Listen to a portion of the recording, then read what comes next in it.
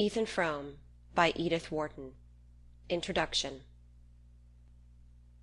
I had the story, bit by bit, from various people, and, as generally happens in such cases, each time it was a different story. If you know Starkfield, Massachusetts, you know the post office. If you know the post office, you must have seen Ethan Frome drive up to it, drop the reins on his hollow-backed bay, and drag himself across the brick pavement to the white colonnade, and you must have asked who he was. It was there that, several years ago, I saw him for the first time, and the sight pulled me up sharp. Even then he was the most striking figure in Starkfield, though he was but the ruin of a man. It was not so much his great height that marked him, for the natives were easily singled out by their lank longitude from the stockier foreign breed. It was the careless, powerful look he had, in spite of a lameness checking each step like the jerk of a chain. There was something bleak and unapproachable in his face, and he was so stiffened and grizzled that I took him for an old man, and was surprised to hear that he was not more than 52. I had this from Harmon Gow, who had driven the stage from Bettsbridge to Starkfield in pre-trolley days, and knew the chronicle of all the families on his line. "He's looked that way ever since he had his smash-up, and that's 24 years ago come next February," Harmon threw out between reminiscent pauses. The smash-up it was, I gathered from the same informant, which, besides drawing the red gash across Ethan Frome's forehead, had so shortened and warped his right side that it cost him a visible effort to take the few steps from his buggy to the post-office window. He used to drive in from his farm every day at about noon, and as that was my own hour for fetching my mail, I often passed him in the porch, or stood beside him while we waited on the motions of the distributing hand behind the grating. I noticed that, though he came so punctually, he seldom received anything but a copy of the Bettsbridge Eagle, which he put without a glance into his sagging pocket. At intervals, however, the postmaster would hand him an envelope addressed to Mrs. Zenobia or Mrs. Zeena Frome, and usually bearing conspicuously in the upper left-hand corner the address of some manufacturer of patent medicine and the name of his specific. These documents my neighbour would also pocket without a glance, as if too much used to them to wonder at their number and variety, and would then turn away with a silent nod to the postmaster. Everyone in Starkfield knew him, and gave him a greeting tempered to his own grave mien, but his taciturnity was respected, and it was only on rare occasions that one of the older men of the place detained him for a word. When this happened, he would listen quietly, his blue eyes on the speaker's face, and answer in so low a tone that his words never reached me. Then he would climb stiffly into his buggy, gather up the reins in his left hand, and drive slowly away in the direction of his farm. "It was a pretty bad smash-up?" I questioned Harmon, looking after Frome's retreating figure, and thinking how gallantly his lean brown head, with its shock of light hair, must have sat on his strong shoulders before they were bent out of shape. "Worst kind," my informant assented. "More'n enough to kill most men. But the Fromes are tough. Ethan'll likely touch 100. "Good God!" I exclaimed. At the moment Ethan Frome, after climbing to his seat, had leaned over to assure himself of the security of a wooden box, also with the druggist's label on it, which he had placed in the back of the buggy, and I saw his face as it probably looked when he thought himself alone. That man touch 100? He looks as if he was dead and in hell now. Harmon drew a slab of tobacco from his pocket, cut off a wedge, and pressed it into the leather pouch of his cheek. "Guess he's been in Starkfield too many winters. Most of the smart ones get away." "Why didn't he?" "Somebody had to stay and care for the folks. There warn't ever anybody but Ethan. First his father, then his mother, then his wife." "And then the smash-up?" Harmon chuckled sardonically. "That's so. He had to stay then." "I see. And since then they've had to care for him?" Harmon thoughtfully passed his tobacco to the other cheek. "Oh, as to that, I guess it's always Ethan done the caring." Though Harmon Gow developed the tale as far as his mental and moral reach permitted, there were perceptible gaps between his facts, and I had the sense that the deeper meaning of the story was in the gaps. But one phrase stuck in my memory, and served as the nucleus about which I grouped my subsequent inferences. Guess he's been in Starkfield too many winters." Before my own time there was up, I had learned to know what that meant.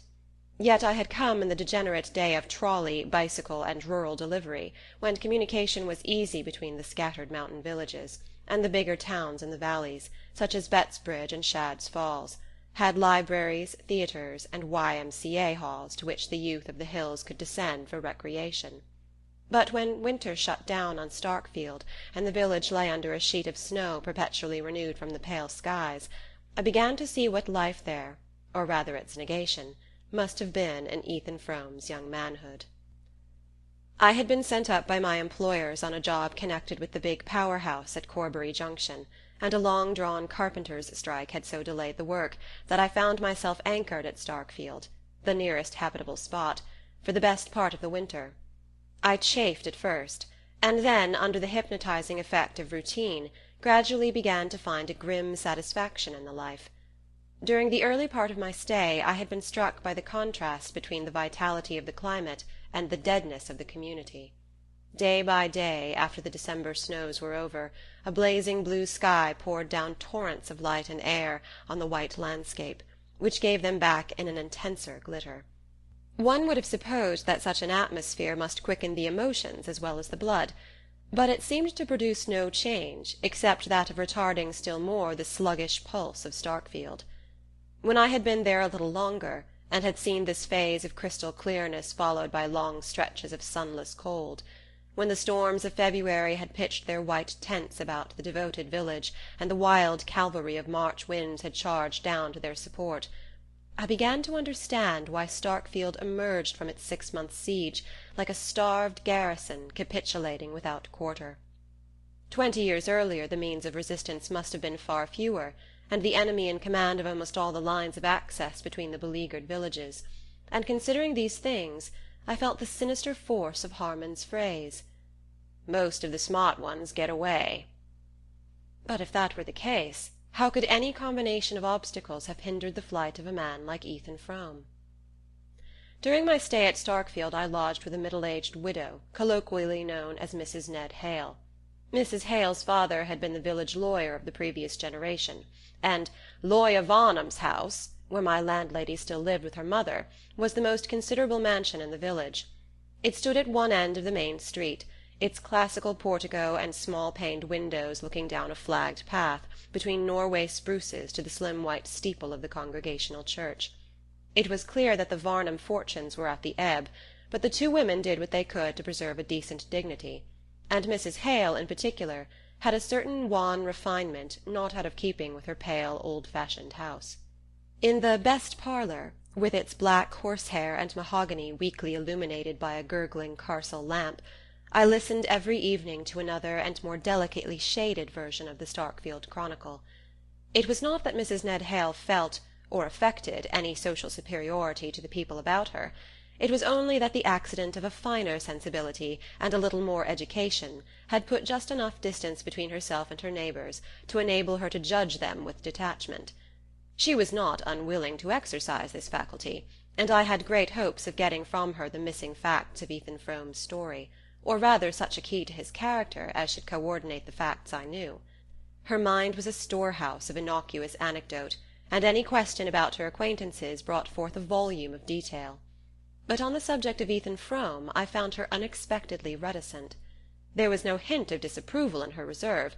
I merely felt in her an insurmountable reluctance to speak of him or his affairs, a low "Yes, I knew them both. It was awful," seeming to be the utmost concession that her distress could make to my curiosity. So marked was the change in her manner, such depths of sad initiation did it imply, that, with some doubts as to my delicacy, I put the case anew to my village oracle, Harman Gow, but got for my pains only an uncomprehending grunt. Ruth Varnum was always as nervous as a rat, and come to think of it, she was the first one to see him after they was picked up. It happened right below Lawyer Varnum's, down at the bend of the Corbury road, just round about the time that Ruth got engaged to Ned Hale. The young folks was all friends, and I guess she just can't bear to talk about it. She's had troubles enough of her own. All the dwellers in Starkfield, as in more notable communities, had had troubles enough of their own to make them comparatively indifferent to those of their neighbours, and though all conceded that Ethan Frome's had been beyond the common measure, no one gave me an explanation of the look in his face which, as I persisted in thinking, neither poverty nor physical suffering could have put there. Nevertheless, I might have contented myself with the story pieced together from these hints, had it not been for the provocation of Mrs. Hale's silence, and, a little later, for the accident of personal contact with the man. On my arrival at Starkfield, Denis Eady, the rich Irish grocer, who was the proprietor of Starkfield's nearest approach to a livery stable, had entered into an agreement to send me over daily to Corbury Flats, where I had to pick up my train for the junction. But about the middle of the winter Eady's horses fell ill of a local epidemic.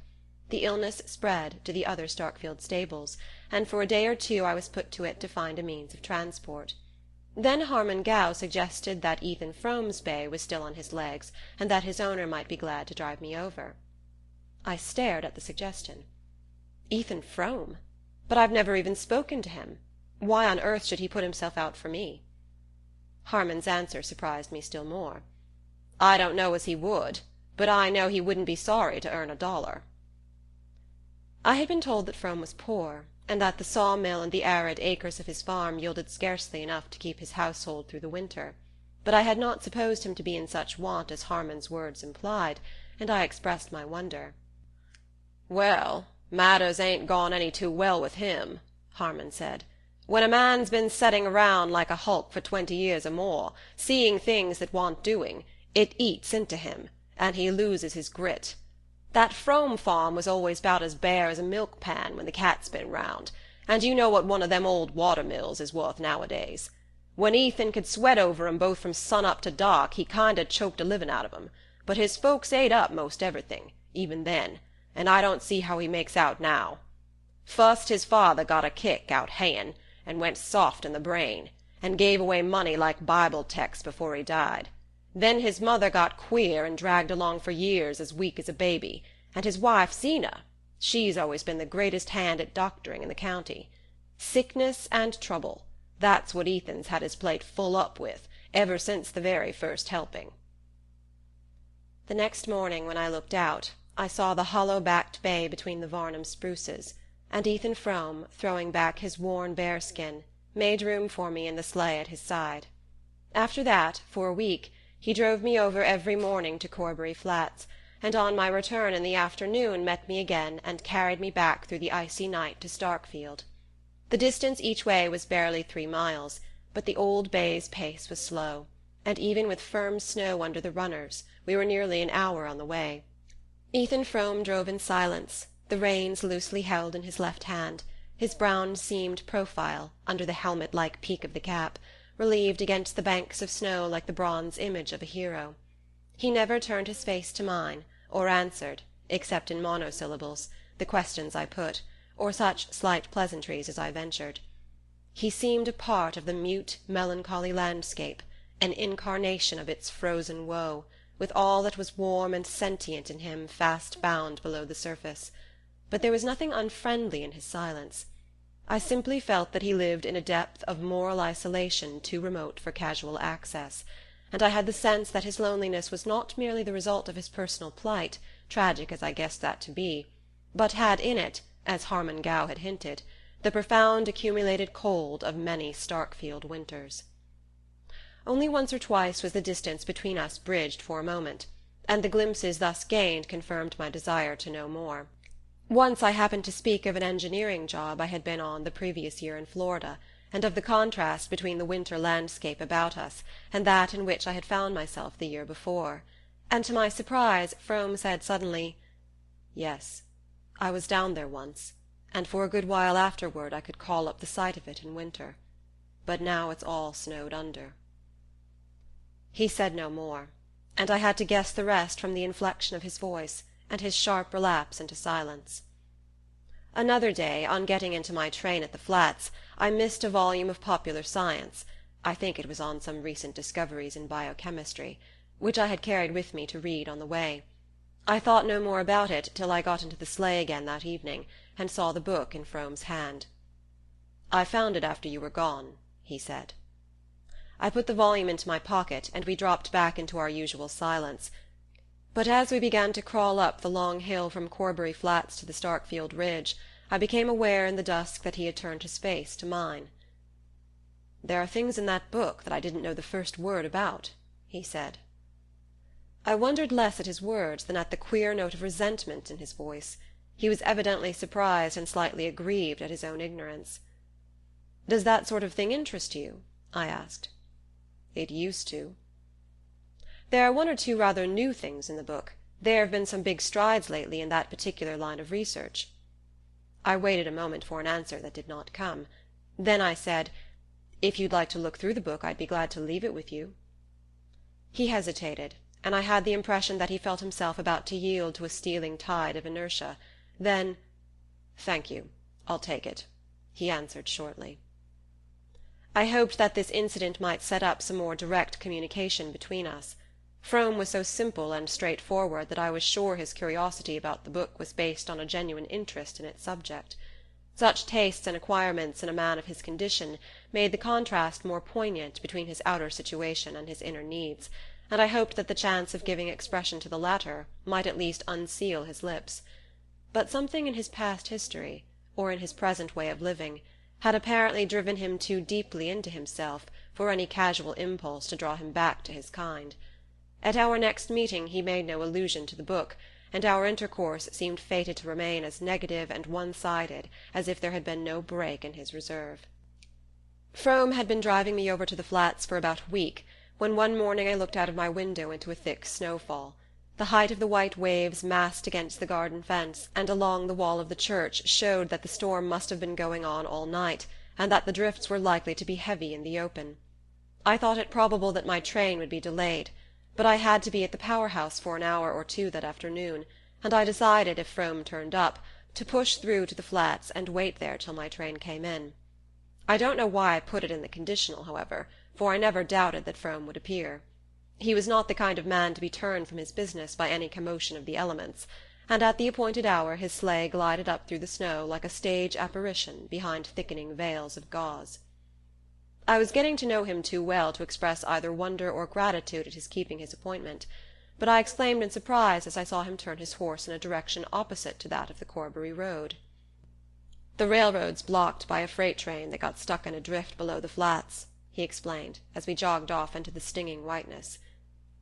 "But look here, where are you taking me, then?"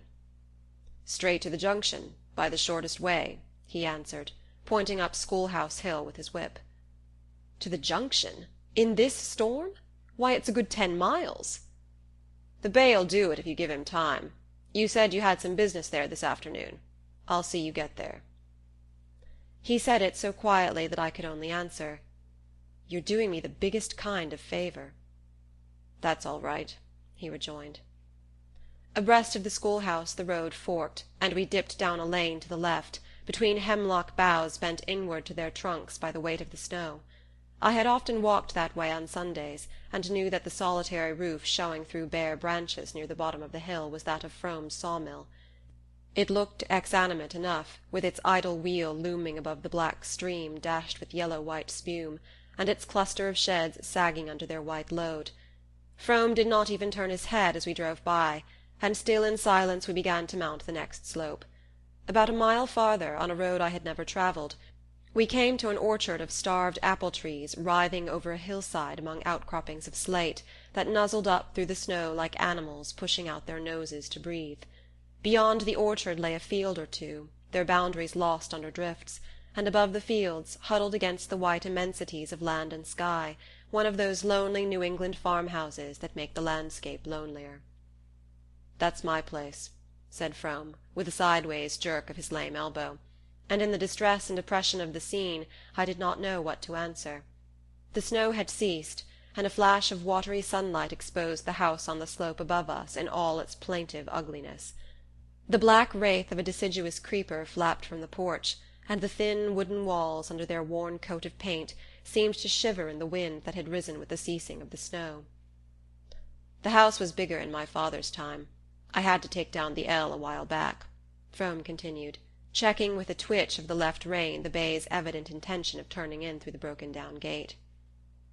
I saw then that the unusually forlorn and stunted look of the house was partly due to the loss of what is known in New England as the L, that long, deep-roofed adjunct usually built at right angles to the main house, and connecting it, by way of storerooms and tool-house, with the woodshed and cow-barn; whether because of its symbolic sense, the image it presented of a life linked with the soil, and enclosing in itself the chief sources of warmth and nourishment, or whether merely because of the consolatory thought that it enables the dwellers in that harsh climate to get to their morning's work without facing the weather, it is certain that the L, rather than the house itself, seems to be the centre, the actual hearthstone of the New England farm. Perhaps this connection of ideas, which had often occurred to me in my rambles about Starkfield, caused me to hear a wistful note in Frome's words, and to see in the diminished dwelling the image of his own shrunken body. "We're kinder sidetracked here now," he added, "but there was considerable passing before the railroad was carried through to the Flats." He roused the lagging bay with another twitch. Then, as if the mere sight of the house had let me too deeply into his confidence for any farther pretence of reserve, he went on slowly. "I've always set down the worst of mother's troubles to that. When she got the rheumatism so bad she couldn't move around, she used to sit up there and watch the road by the hour, and one year, when they was 6 months mending the Bettsbridge pike after the floods, and Harmon Gow had to bring his stage round this way, she picked up so that she used to get down to the gate most days to see him. But after the trains begun running nobody ever come by here to speak of, and mother never could get it through her head what had happened, and it preyed on her, right along till she died." As we turned into the Corbury road the snow began to fall again, cutting off our last glimpse of the house, and Frome's silence fell with it, letting down between us the old veil of reticence. This time the wind did not cease with the return of the snow. Instead it sprang up to a gale which now and then, from a tattered sky, flung pale sweeps of sunlight over a landscape chaotically tossed. But the bay was as good as Frome's word, and we pushed on to the junction through the wild white scene. In the afternoon the storm held off, and the clearness in the west seemed to my inexperienced eye the pledge of a fair evening. I finished my business as quickly as possible, and we set out for Starkfield with a good chance of getting there for supper. But at sunset the clouds gathered again, bringing an earlier night, and the snow began to fall straight and steadily from a sky without wind, in a soft universal diffusion more confusing than the gusts and eddies of the morning. It seemed to be a part of the thickening darkness, to be the winter night itself descending on us layer by layer. The small ray of Frome's lantern was soon lost in this smothering medium, in which even his sense of direction, and the bay's homing instinct, finally ceased to serve us. 2 or 3 times some ghostly landmark sprang up to warn us that we were astray, and then we sucked back into the mist, and when we finally regained our road the old horse began to show signs of exhaustion. I felt myself to blame for having accepted Frome's offer, and after a short discussion I persuaded him to let me get out of the sleigh and walk along through the snow at the bay's side. In this way we struggled on for another mile or 2, and at last reached a point where Frome, peering into what seemed to me formless night, said, "That's my gate down yonder." The last stretch had been the hardest part of the way. The bitter cold and the heavy going had nearly knocked the wind out of me, and I could feel the horse's side ticking like a clock under my hand. "Look here, Frome," I began, "there's no earthly use in your going any farther." But he interrupted me. "Nor you neither. There's been about enough of this for anybody." I understood that he was offering me a night's shelter at the farm, and without answering I turned into the gate at his side, and followed him to the barn, where I helped him to unharness and bed down the tired horse. When this was done he unhooked the lantern from the sleigh, stepped out again into the night, and called to me over his shoulder, "This way." Far off above us a square of light trembled through the screen of snow. Staggering along in Frome's wake I floundered toward it, and in the darkness almost fell into one of the deep drifts against the front of the house. Frome scrambled up the slippery steps of the porch, digging a way through the snow with his heavily booted foot. Then he lifted his lantern, found the latch, and led the way into the house. I went after him into a low, unlit passage, at the back of which a ladder-like staircase rose into obscurity. On our right a line of light marked the door of the room which had sent its ray across the night, and behind the door I heard a woman's voice droning querulously. Frome stamped on the worn oilcloth to shake the snow from his boots, and set down his lantern on a kitchen chair which was the only piece of furniture in the hall. Then he opened the door. "Come in," he said, and as he spoke the droning voice grew still. It was that night that I found the clue to Ethan Frome, and began to put together this vision of his story.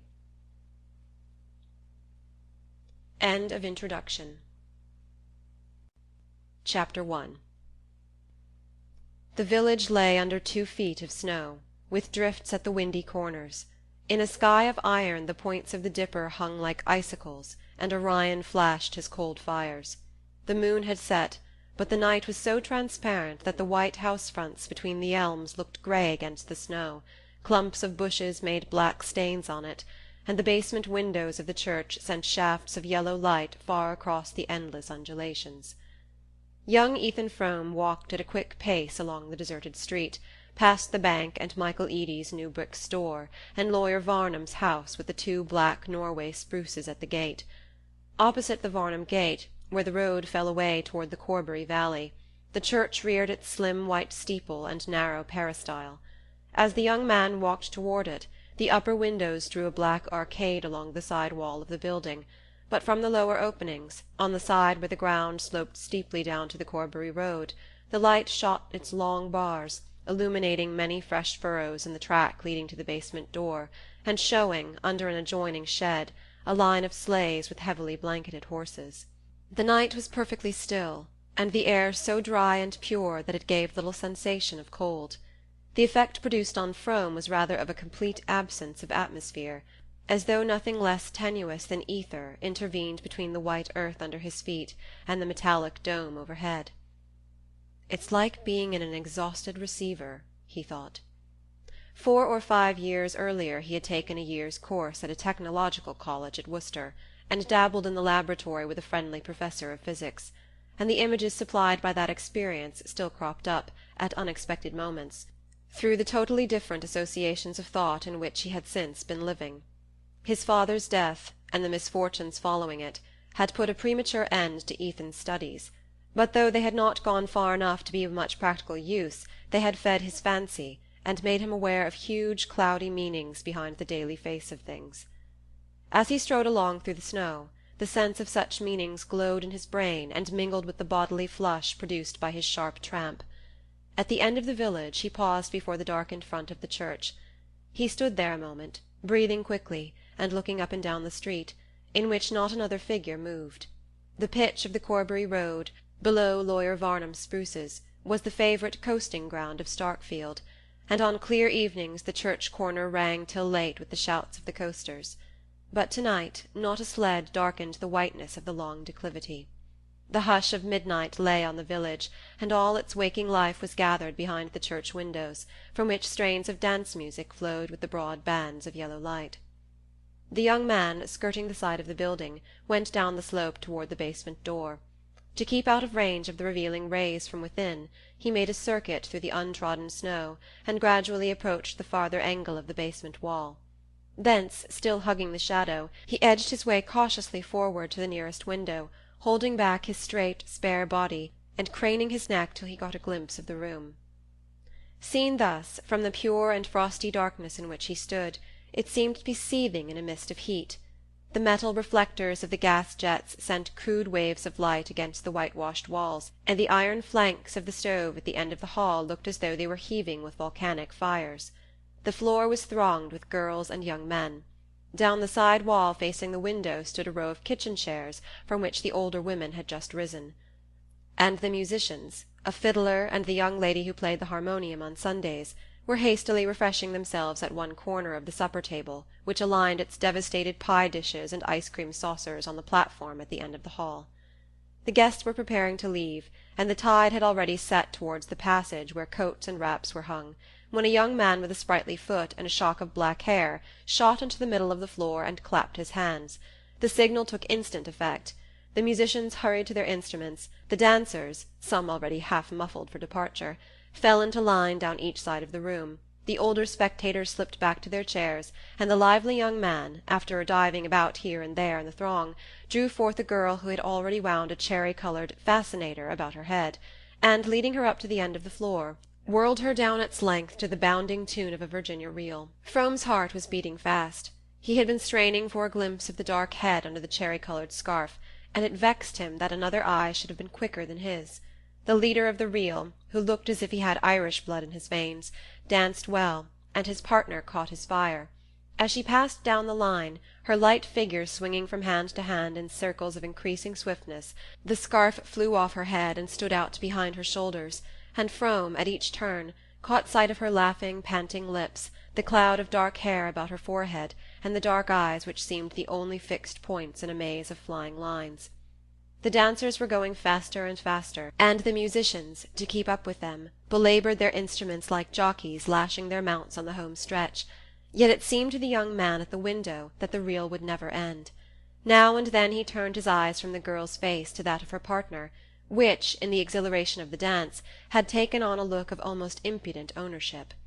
Denis Eady was the son of Michael Eady, the ambitious Irish grocer, whose suppleness and effrontery had given Starkfield its first notion of smart business methods, and whose new brick store testified to the success of the attempt.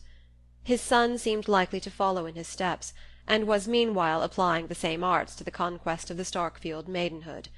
Hitherto Ethan Frome had been content to think him a mean fellow, but now he positively invited a horsewhipping.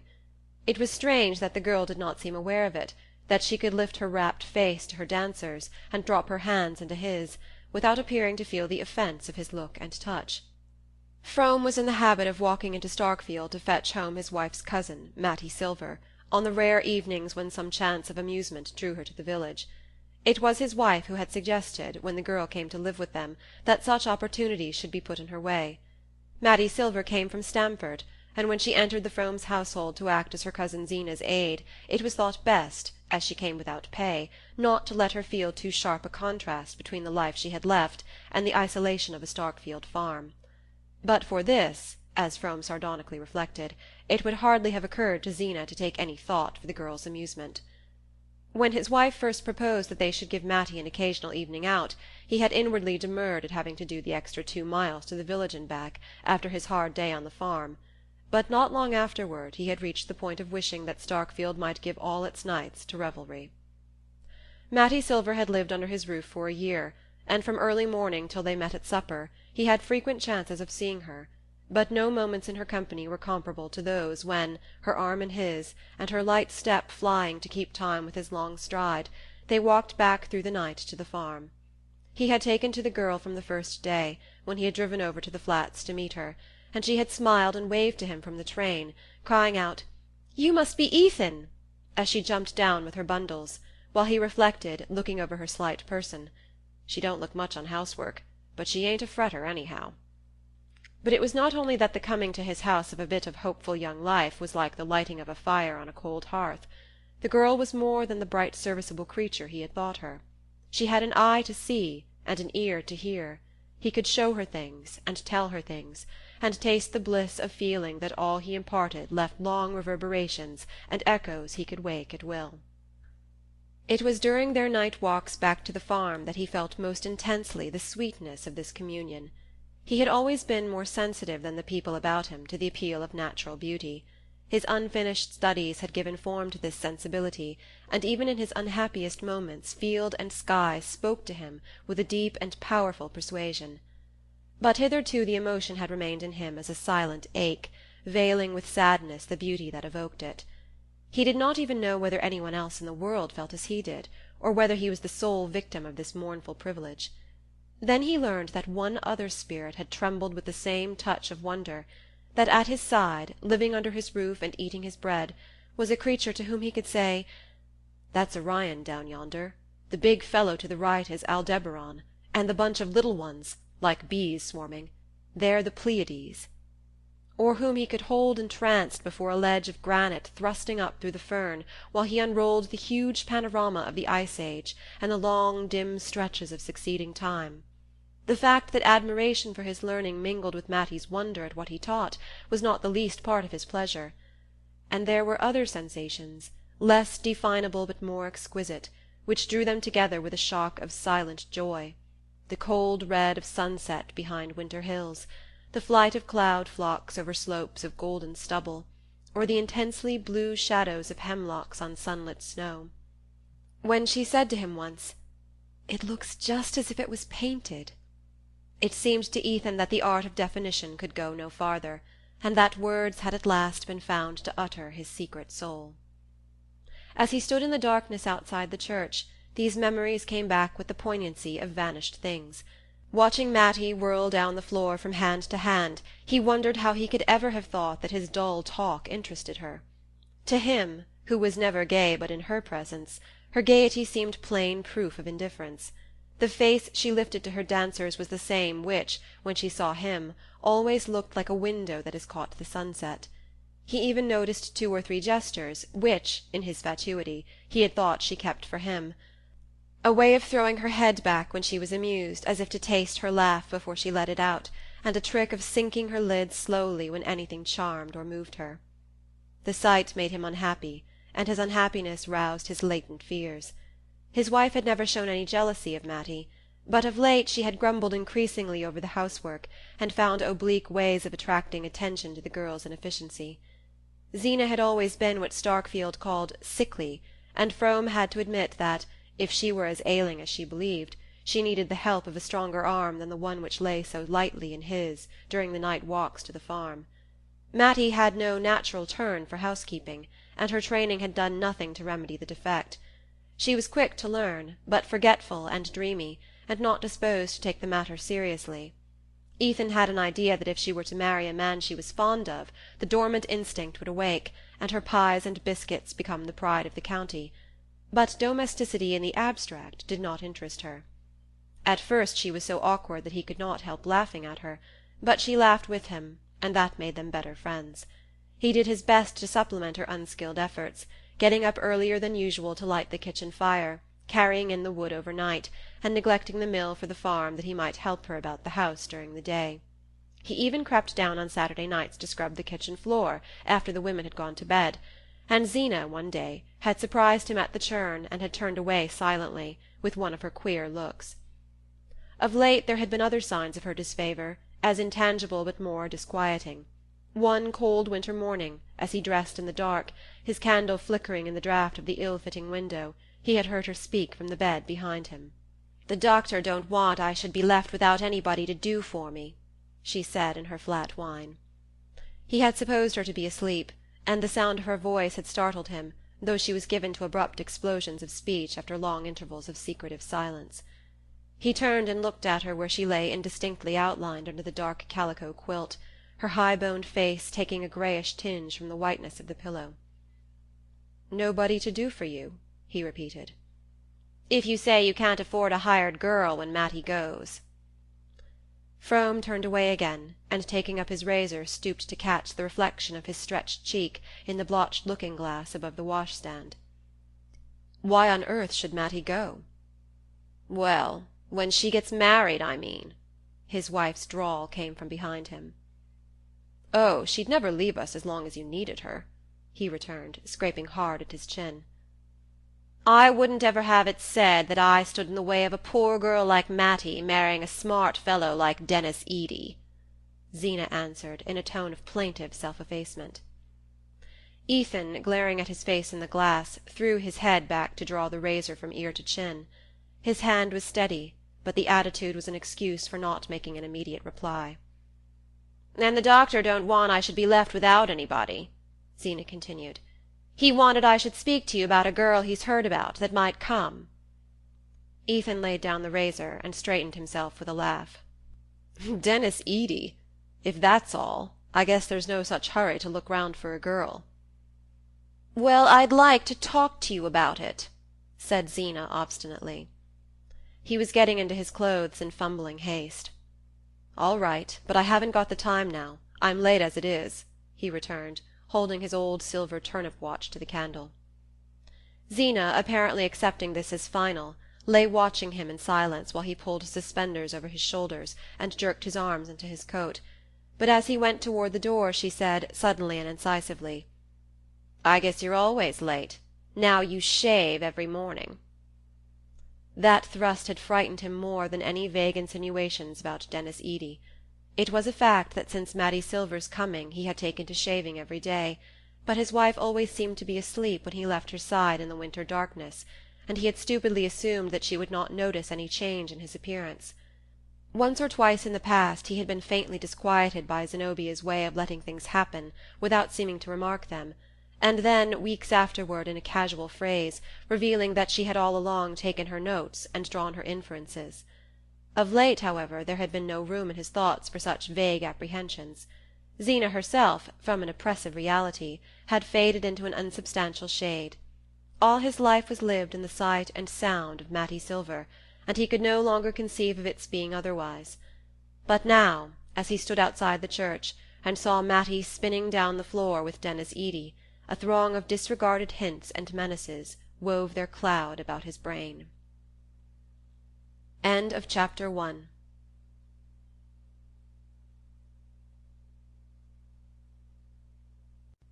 Chapter 2.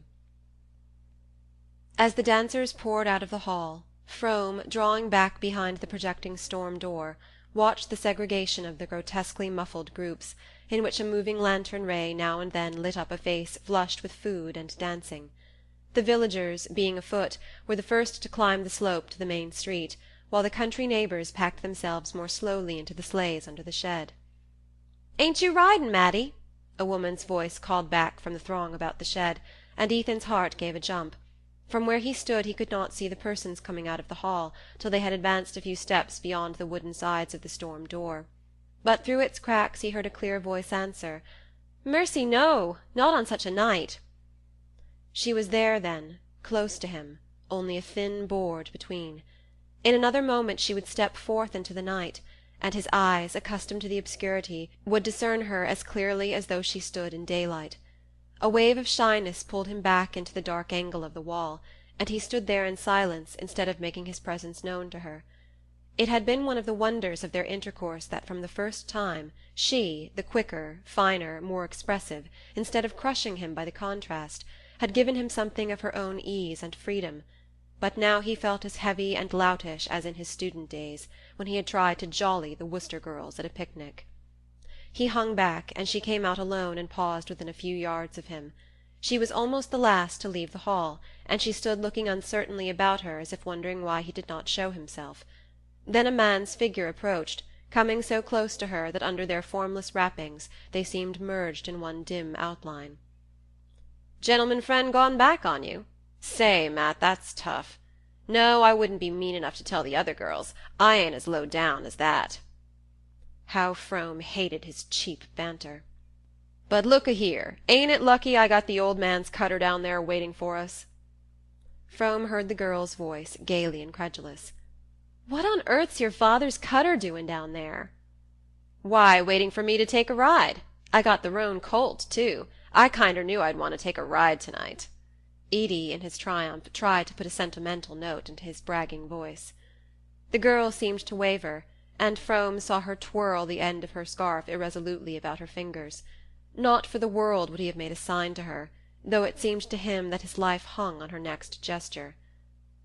"Hold on a minute while I unhitch the colt," Denis called to her, springing towards the shed. She stood perfectly still, looking after him, in an attitude of tranquil expectancy, torturing to the hidden watcher.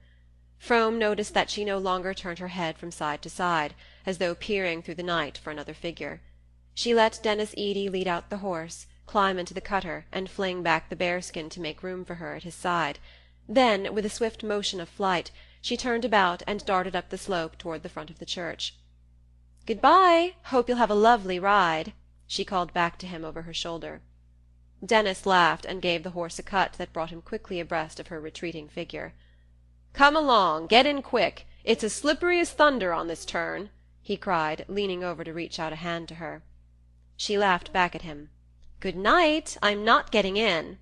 By this time they had passed beyond Frome's earshot, and he could only follow the shadowy pantomime of their silhouettes as they continued to move along the crest of the slope above him. He saw Edie, after a moment, jump from the cutter and go toward the girl with the reins over one arm. The other he tried to slip through hers, but she eluded him nimbly, and Frome's heart, which had swung out over a black void, trembled back to safety. A moment later he heard the jingle of departing sleigh bells and discerned a figure advancing alone toward the empty expanse of snow before the church. In the black shade of the Varnum spruces he caught up with her, and she turned back with a quick "Oh!" "Think I'd forgotten you, Matt?" he asked with sheepish glee. She answered seriously, "I thought maybe you couldn't come back for me." "Couldn't? What on earth could stop me?" "I knew Zeena wasn't feeling any too good today." "Oh, she's in bed long ago." He paused, a question struggling in him. "Then you meant to walk home all alone?" "Oh, I ain't afraid," she laughed. They stood together in the gloom of the spruces, an empty world glimmering about them wide and grey under the stars. He brought his question out. "If you thought I hadn't come, why didn't you ride back with Denis Eady?" "Why, where were you? How did you know? I never saw you." Her wonder and his laughter ran together like spring rills in a thaw. Ethan had the sense of having done something arch and ingenious. To prolong the effect he groped for a dazzling phrase, and brought out, in a growl of rapture, "Come along." He slipped an arm through hers, as Eady had done, and fancied it was faintly pressed against her side. But neither of them moved. It was so dark under the spruces that he could barely see the shape of her head beside his shoulder. He longed to stoop his cheek and rub it against her scarf. He would have liked to stand there with her all night in the blackness. She moved forward a step or two, and then paused again above the dip of the Corbury road. Its icy slope, scored by innumerable runners, looked like a mirror scratched by travellers at an inn. "There was a whole lot of them coasting before the moon set," she said. "Would you like to come in and coast with them some night?" he asked. "Oh, would you, Ethan? It would be lovely." "We'll come tomorrow if there's a moon." She lingered, pressing closer to his side. "Ned Hale and Ruth Varnum came just as near running to the big elm at the bottom. We were all sure they were killed." Her shiver ran down his arm. "Wouldn't it have been too awful? They're so happy." "Oh, Ned ain't much at steering. I guess I can take you down all right," he said disdainfully. He was aware that he was "talking big," like Denis Eady, but his reaction of joy had unsteadied him, and the inflection with which she had said of the engaged couple, "They're so happy," made the words sound as if she had been thinking of herself and him. "The elm is dangerous, though. It ought to be cut down," she insisted. "Would you be afraid of it, with me?" "I told you, I ain't the kind to be afraid," she tossed back, almost indifferently, and suddenly she began to walk on with a rapid step. These alterations of mood were the despair and joy of Ethan Frome. The motions of her mind were as incalculable as the flit of a bird in the branches. The fact that he had no right to show his feelings, and thus provoke the expression of hers, made him attach a fantastic importance to every change in her look and tone. Now he thought she understood him, and feared. Now he was sure she did not, and despaired. Tonight the pressure of accumulated misgivings sent the scale drooping towards despair, and her indifference was the more chilling after the flush of joy into which she had plunged him by dismissing Denis Eady. He mounted Schoolhouse Hill at her side, and walked on in silence till they reached the lane leading to the sawmill. Then the need of some definite assurance grew too strong for him. "You'd have found me right off if you hadn't gone back to have that last reel with Denis," he brought out awkwardly. He could not pronounce the name without a stiffening of the muscles of his throat. "Why, Ethan, how could I tell you were there?" "I suppose what folks say is true," he jerked out at her, instead of answering. She stopped short, and he felt in the darkness that her face was lifted quickly to his. "Why? What do folks say?" "It's natural enough you should be leaving us," he floundered on, following his thought. "Is that what they say?" she mocked back at him. Then, with a sudden drop of her sweet treble, "You mean that Zeena ain't suited with me any more," she faltered. Their arms had slipped apart and they stood motionless, each seeking to distinguish the other's face. "I know I ain't anything like as smart as I ought to be," she went on, while he vainly struggled for expression. "There's lots of things a hired girl could do that come awkward to me still, and I haven't got much strength in my arms. But if she'd only tell me, I'd try. You know she hardly ever says anything, and sometimes I can see she ain't suited, and yet I don't know why." She turned on him with a sudden flash of indignation. "You'd ought to tell me, Ethan Frome. You'd ought to. Unless you want me to go too." Unless he wanted her to go too. The cry was balm to his raw wound. The iron heavens seemed to melt and rain down sweetness. Again he struggled for the all-expressive word, and again his arm in hers found only a deep "Come along." They walked on in silence through the blackness of the hemlock-shaded lawn, where Ethan's sawmill gloomed through the night, and out again into the comparative clearness of the fields. On the farther side of the hemlock belt the open country rolled away before them, grey and lonely under the stars. Sometimes their way led them under the shade of an overhanging bank, or through the thin obscurity of a clump of leafless trees. Here and there a farmhouse stood far back among the fields, mute and cold as a gravestone. The night was so still that they heard the frozen snow crackle under their feet. The crash of a loaded branch falling far off in the woods reverberated like a musket shot, and once a fox barked, and Mattie shrank closer to Ethan and quickened her steps. At length they sighted the group of larches at Ethan's gate, and as they drew near it the sense that the walk was over brought back his words. "Then you don't want to leave us, Matt?" He had to stoop his head to catch her stifled whisper.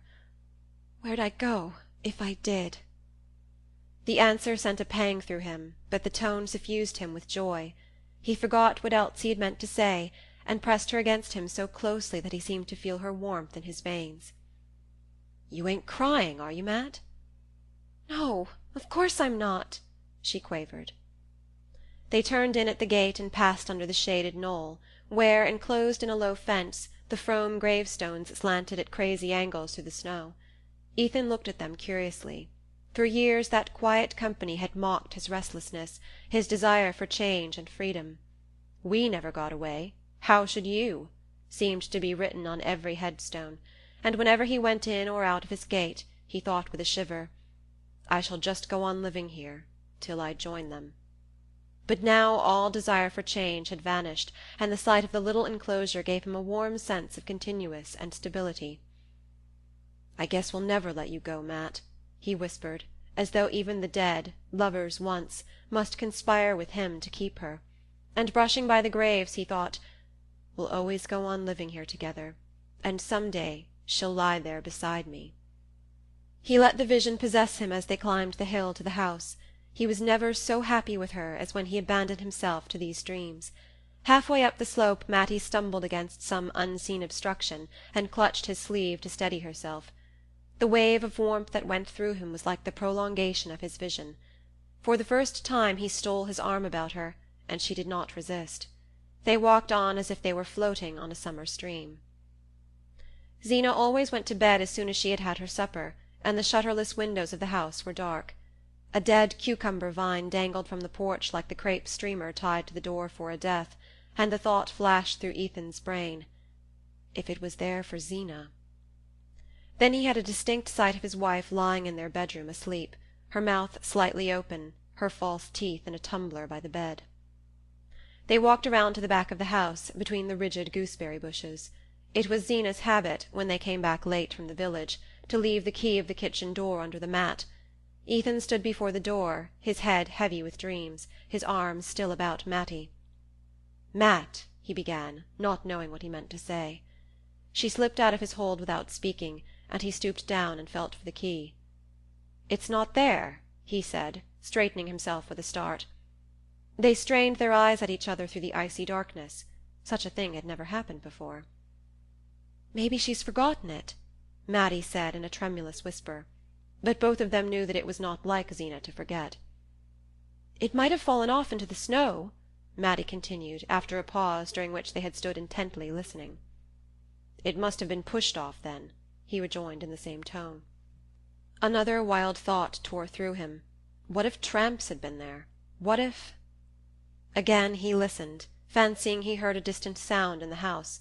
Then he felt in his pocket for a match, and kneeling down, passed its light slowly over the rough edges of snow about the doorstep. He was still kneeling when his eyes, on a level with the lower panel of the door, caught a faint ray beneath it. Who could be stirring in that silent house? He heard a step on the stairs, and again for an instant the thought of tramps tore through him. Then the door opened, and he saw his wife. Against the dark background of the kitchen she stood up tall and angular, one hand drawing a quilted counterpane to her flat breast, while the other held a lamp.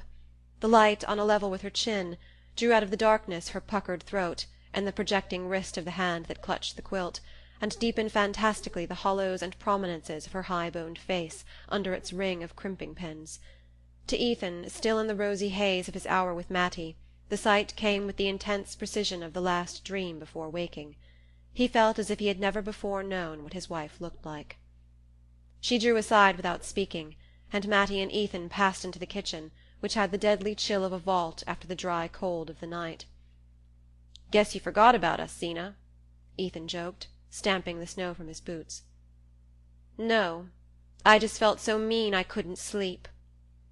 Matty came forward, unwinding her wraps, the colour of the cherry scarf in her fresh lips and cheeks.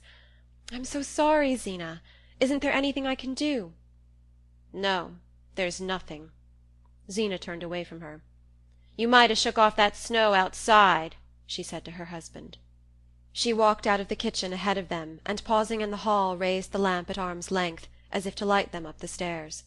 Ethan paused also, affecting to fumble for the peg on which he hung his coat and cap. The doors of the two bedrooms faced each other across the narrow upper landing, and tonight it was peculiarly repugnant to him that Matty should see him follow Zeena. "I guess I won't come up yet awhile," he said, turning as if to go back to the kitchen. Zeena stopped short and looked at him. "For the land's sake, what you got to do down here?" "I've got the mill accounts to go over." She continued to stare at him, the flame of the unshaded lamp bringing out with microscopic cruelty the fretful lines of her face. "At this time o' night? You'll catch your death. The fire's out long ago." Without answering he moved away toward the kitchen. As he did so his glance crossed Matty's, and he fancied that a fugitive warning gleamed through her lashes. The next moment they sank to her flushed cheeks, and she began to mount the stairs ahead of Zeena. "That's so. It is powerful cold down here," Ethan assented, and with lowered head he went up in his wife's wake, and followed her across the threshold of their room. End of Chapter 2.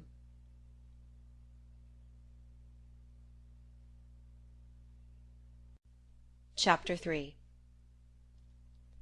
There was some hauling to be done at the lower end of the woodlot, and Ethan was out early the next day. The winter morning was as clear as crystal. The sunrise burned red in a pure sky, the shadows on the rim of the woodlot were darkly blue, and beyond the white and scintillating fields patches of far-off forest hung like smoke. It was in the early morning stillness, when his muscles were swinging to their familiar task and his lungs expanding with long draughts of mountain air, that Ethan did his clearest thinking. He and Zeena had not exchanged a word after the door of their room had closed on them. She had measured out some drops from a medicine bottle on a chair by the bed, and, after swallowing them, and wrapping her head in a piece of yellow flannel, had lain down with her face turned away. Ethan undressed hurriedly and blew out the light so that he should not see her when he took his place at her side. As he lay there he could hear Matty moving about in her room, and her candle, sending its small ray across the landing, drew a scarcely perceptible line of light under his door. He kept his eyes fixed on the light till it vanished. Then the room grew perfectly black, and not a sound was audible but Zeena's asthmatic breathing. Ethan felt confusedly that there were many things he ought to think about, but through his tingling veins and tired brain only one sensation throbbed, the warmth of Matty's shoulder against his. Why had he not kissed her when he held her there? A few hours earlier he would not have asked himself the question. Even a few minutes earlier, when they had stood alone outside the house, he would not have dared to think of kissing her. But since he had seen her lips in the lamplight, he felt that they were his. Now, in the bright morning air, her face was still before him. It was part of the sun's red and of the pure glitter on the snow. How the girl had changed since she had come to Starkfield! He remembered what a colourless slip of a thing she had looked the day he had met her at the station. And all the first winter, how she had shivered with cold when the northerly gales shook the thin clapboards and the snow beat like hail against the loose-hung windows.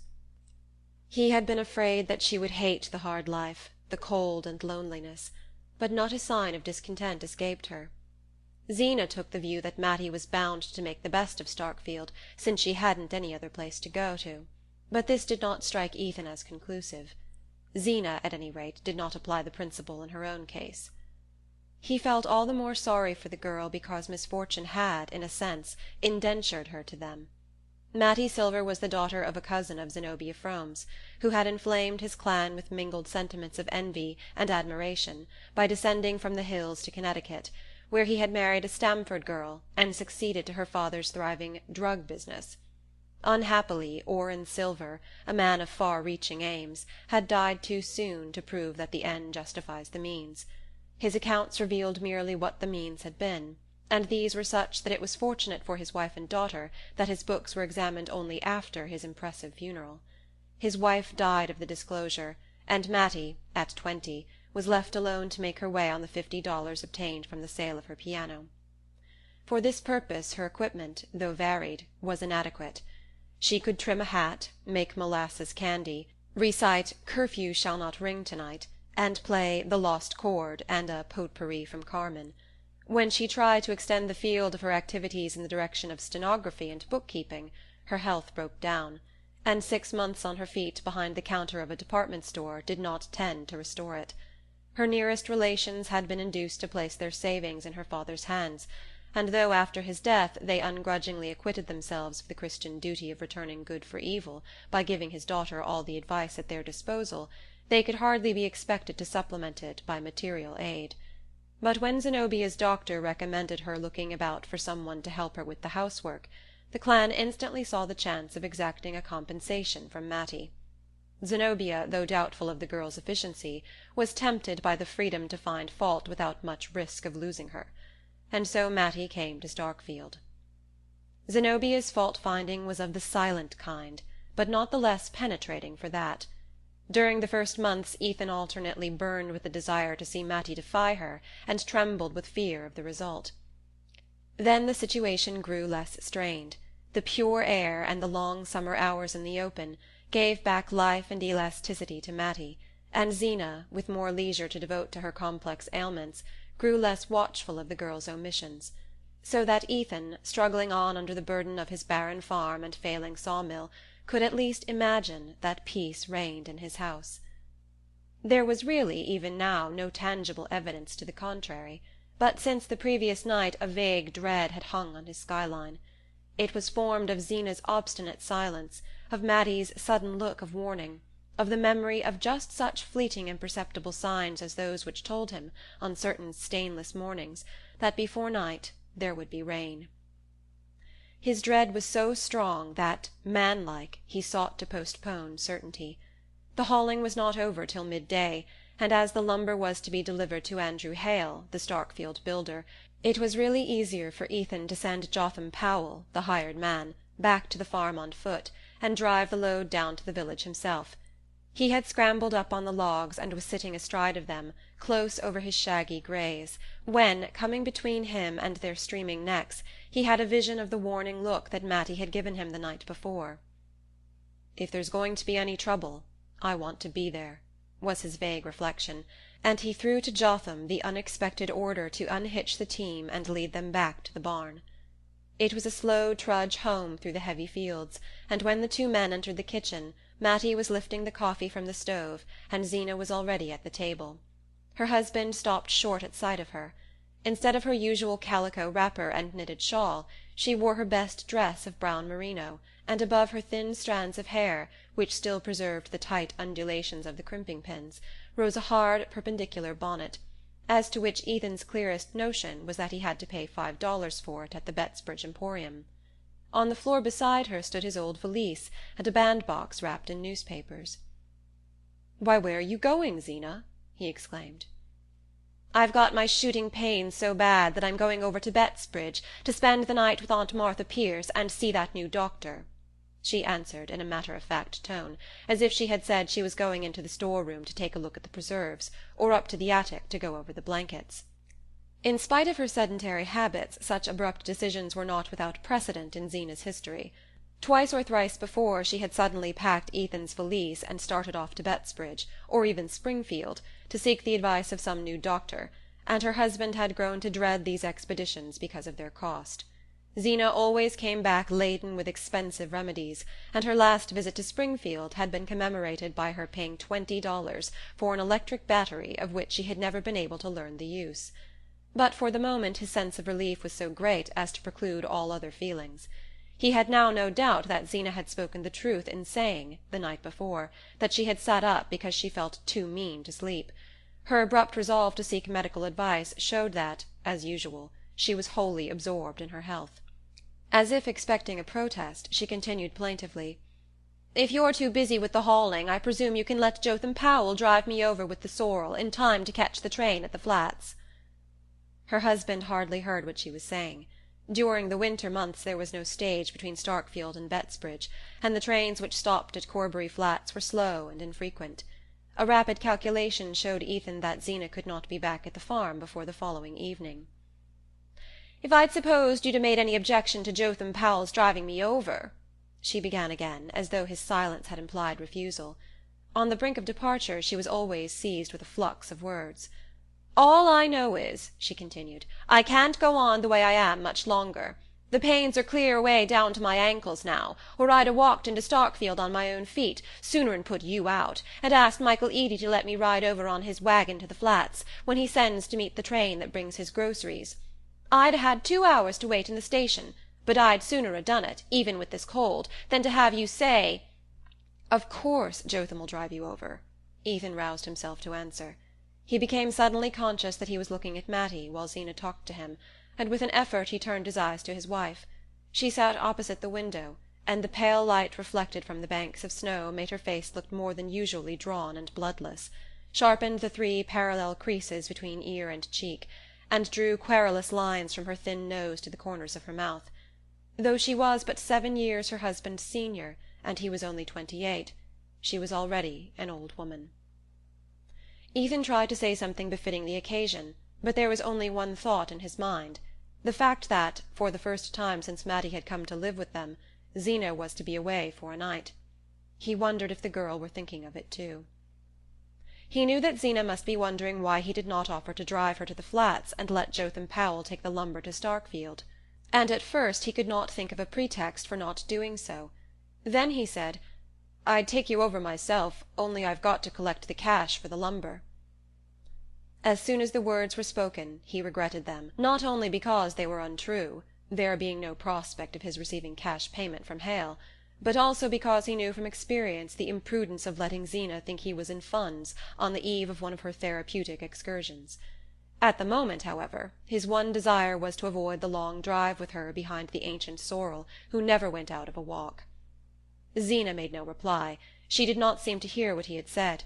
She had already pushed her plate aside, and was measuring out a draught from a large bottle at her elbow.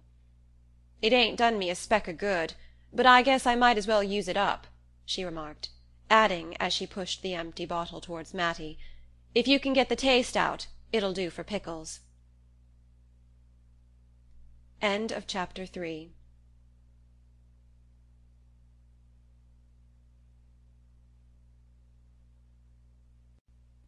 Chapter 4. As soon as his wife had driven off, Ethan took his coat and cap from the peg. Matty was washing up the dishes, humming one of the dance tunes of the night before. He said, "So long, Matt," and she answered gaily, "So long, Ethan," and that was all. It was warm and bright in the kitchen. The sun slanted through the south window on the girl's moving figure, on the cat dozing in a chair, and on the geraniums brought in from the doorway, where Ethan had planted them in the summer to "make a garden" for Matty. He would have liked to linger on, watching her tidy up and then settle down to her sewing, but he wanted still more to get the hauling done and be back at the farm before night. All the way down to the village he continued to think of his return to Matty. The kitchen was a poor place, not spruce and shining as his mother had kept it in his boyhood, but it was surprising what a home-like look the mere fact of Zeena's absence gave it. And he pictured what it would be like that evening, when he and Matty were there after supper. For the first time they would be alone together indoors, and they would sit there, one on each side of the stove, like a married couple, he in his stocking feet and smoking his pipe, she laughing and talking in that funny way she had, which was always as new to him as if he had never heard her before. The sweetness of the picture, and the relief of knowing that his fears of trouble with Zeena were unfounded, sent up his spirits with a rush, and he, who was usually so silent, whistled and sang aloud as he drove through the snowy fields. There was in him a slumbering spark of sociability which the long Starkfield winters had not yet extinguished.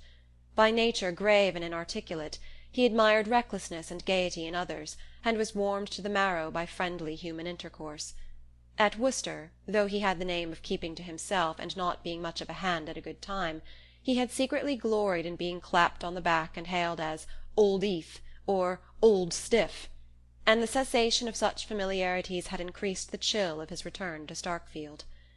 There the silence had deepened about him year by year. Left alone, after his father's accident, to carry the burden of farm and mill, he had had no time for convivial loiterings in the village, and when his mother fell ill, the loneliness of the house grew more oppressive than that of the fields. His mother had been a talker in her day, but after her trouble the sound of her voice was seldom heard, though she had not lost the power of speech. Sometimes, in the long winter evenings, when in desperation her son asked her why she didn't say something, she would lift a finger and answer, "Because I'm listening." And on stormy nights, when the loud wind was about the house, she would complain, if he spoke to her, "They're talking so out there that I can't hear you." It was only when she drew toward her last illness, and his cousin Zenobia Pierce came over from the next village to help him nurse her, that human speech was heard again in the house. After the mortal silence of his long imprisonment, Zeena's volubility was music in his ears. He felt that he might have gone like his mother if the sound of a new voice had not come to steady him. Zeena seemed to understand his case at a glance. She laughed at him for not knowing the simplest sick-bed duties, and told him to "go right along out," and leave her to see to things. The mere fact of obeying her orders, of feeling free to go about his business again, and talk with other men, restored his shaken balance and magnified his sense of what he owed her. Her efficiency shamed and dazzled him. She seemed to possess by instinct all the household wisdom that his long apprenticeship had not instilled in him. When the end came, it was she who had to tell him to hitch up and go for the undertaker, and she thought it funny that he had not settled beforehand who was to have his mother's clothes and the sewing-machine. After the funeral, when he saw her preparing to go away, he was seized with an unreasoning dread of being left alone on the farm, and before he knew what he was doing, he had asked her to stay there with him. He had often thought since that it would not have happened if his mother had died in spring instead of winter. When they married, it was agreed that, as soon as he could straighten out the difficulties resulting from Mrs. Frome's long illness, they would sell the farm and sawmill, and try their luck in a large town. Ethan's love of nature did not take the form of a taste for agriculture. He had always wanted to be an engineer, and to live in towns, where there were lectures and big libraries, and fellows doing things. A slight engineering job in Florida, put in his way during his period of study at Worcester, increased his faith in his ability as well as his eagerness to see the world, and he felt sure that, with a smart wife like Zeena, it would not be long before he had made himself a place in it. Zeena's native village was slightly larger and nearer to the railway than Starkfield, and she had let her husband see from the first that life on an isolated farm was not what she had expected when she married. But purchasers were slow in coming, and while he waited for them, Ethan learned the impossibility of transplanting her. She chose to look down on Starkfield, but she could not have lived in a place which looked down on her. Even Bettsbridge or Shadd's Falls would not have been sufficiently aware of her, and in the greater cities which attracted Ethan she would have suffered a complete loss of identity. And within a year of their marriage she developed the sickliness which had since made her notable even in a community rich in pathological instances. When she came to take care of his mother, she had seemed to Ethan like the very genius of health, but he soon saw that her skill as a nurse had been acquired by the absorbed observation of her own symptoms. Then she too fell silent. Perhaps it was the inevitable effect of life on the farm, or perhaps, as she sometimes said, it was because Ethan never listened. The charge was not wholly unfounded. When she spoke it was only to complain, and to complain of things not in his power to remedy, and to check a tendency to impatient retort he had first formed the habit of not answering her, and finally of thinking of other things while she talked. Of late, however, since he had reasons for observing her more closely, her silence had begun to trouble him. He recalled his mother's growing taciturnity, and wondered if Zeena were also turning queer. Women did, he knew. Zeena, who had at her fingers' ends the pathological chart of the whole region, had cited many cases of the kind while she was nursing his mother, and he himself knew of certain lonely farmhouses in the neighbourhood where stricken creatures pined, and of others where sudden tragedy had come of their presence. At times, looking at Zeena's shut face, he felt the chill of such forebodings. At other times, her silence seemed deliberately assumed to conceal far-reaching intentions, mysterious conclusions drawn from suspicions and resentments impossible to guess. That supposition was even more disturbing than the other, and it was the one which had come to him the night before, when he had seen her standing in the kitchen door. Now her departure for Bettsbridge had once more eased his mind, and all his thoughts were on the prospect of his evening with Matty. Only one thing weighed on him, and that was his having told Zeena that he was to receive cash for the lumber. He foresaw so clearly the consequences of this imprudence that, with considerable reluctance, he decided to ask Andrew Hale for a small advance on his load. When Ethan drove into Hale's yard, the builder was just getting out of his sleigh. "Hello, Eth," he said. "This comes handy." Andrew Hale was a ruddy man with a big grey moustache and a stubbly double chin, unconstrained by a collar, but his scrupulously clean shirt was always fastened by a small diamond stud. This display of opulence was misleading, for though he did a fairly good business, it was known that his easy-going habits and the demands of his large family frequently kept him what Starkfield called "behind."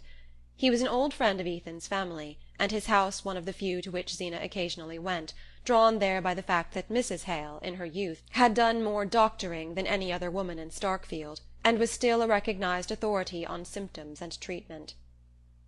Hale went up to the Greys and patted their sweating flanks.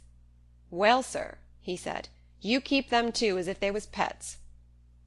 Ethan set about unloading the logs, and when he had finished his job he pushed open the glazed door of the shed which the builder used as his office.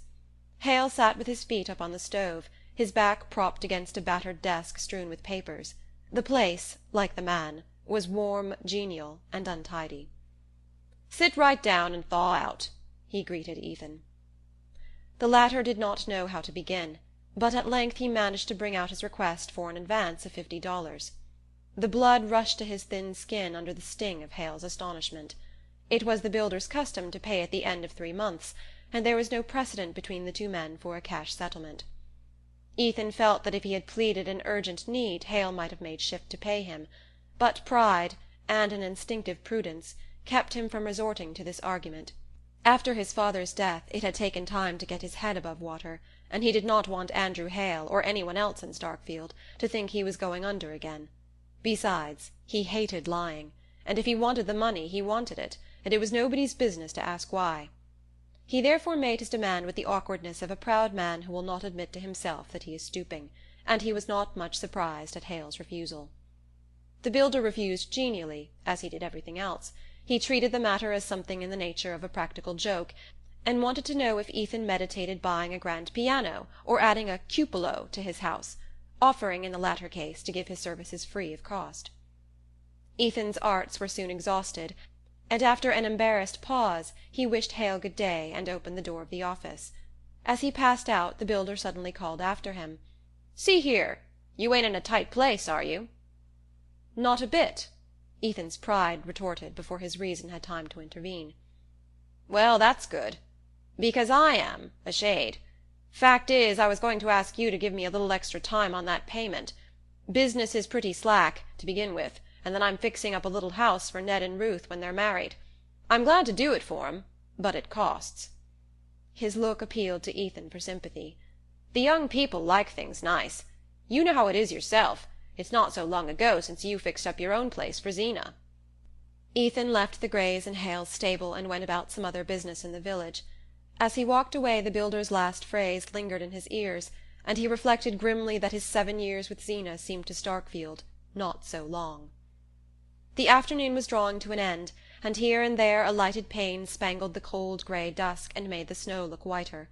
The bitter weather had driven everyone indoors, and Ethan had the long rural street to himself. Suddenly he heard the brisk play of sleigh-bells and a cutter passed him, drawn by a free-going horse. Ethan recognized Michael Eady's roan colt, and young Denis Eady, in a handsome new fur cap, leaned forward and waved a greeting. "Hello, Eth! he shouted, and spun on. The cutter was going in the direction of the Frome farm, and Ethan's heart contracted as he listened to the dwindling bells. What more likely than that Denis Eady had heard of Zeena's departure for Bettsbridge, and was profiting by the opportunity to spend an hour with Matty? Ethan was ashamed of the storm of jealousy in his breast. It seemed unworthy of the girl that his thoughts of her should be so violent.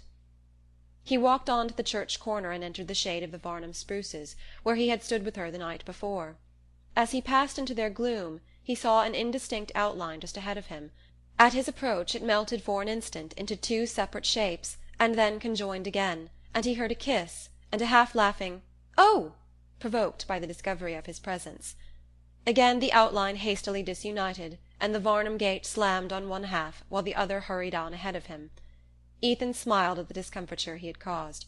What did it matter to Ned Hale and Ruth Varnum if they were caught kissing each other? Everybody in Starkfield knew they were engaged.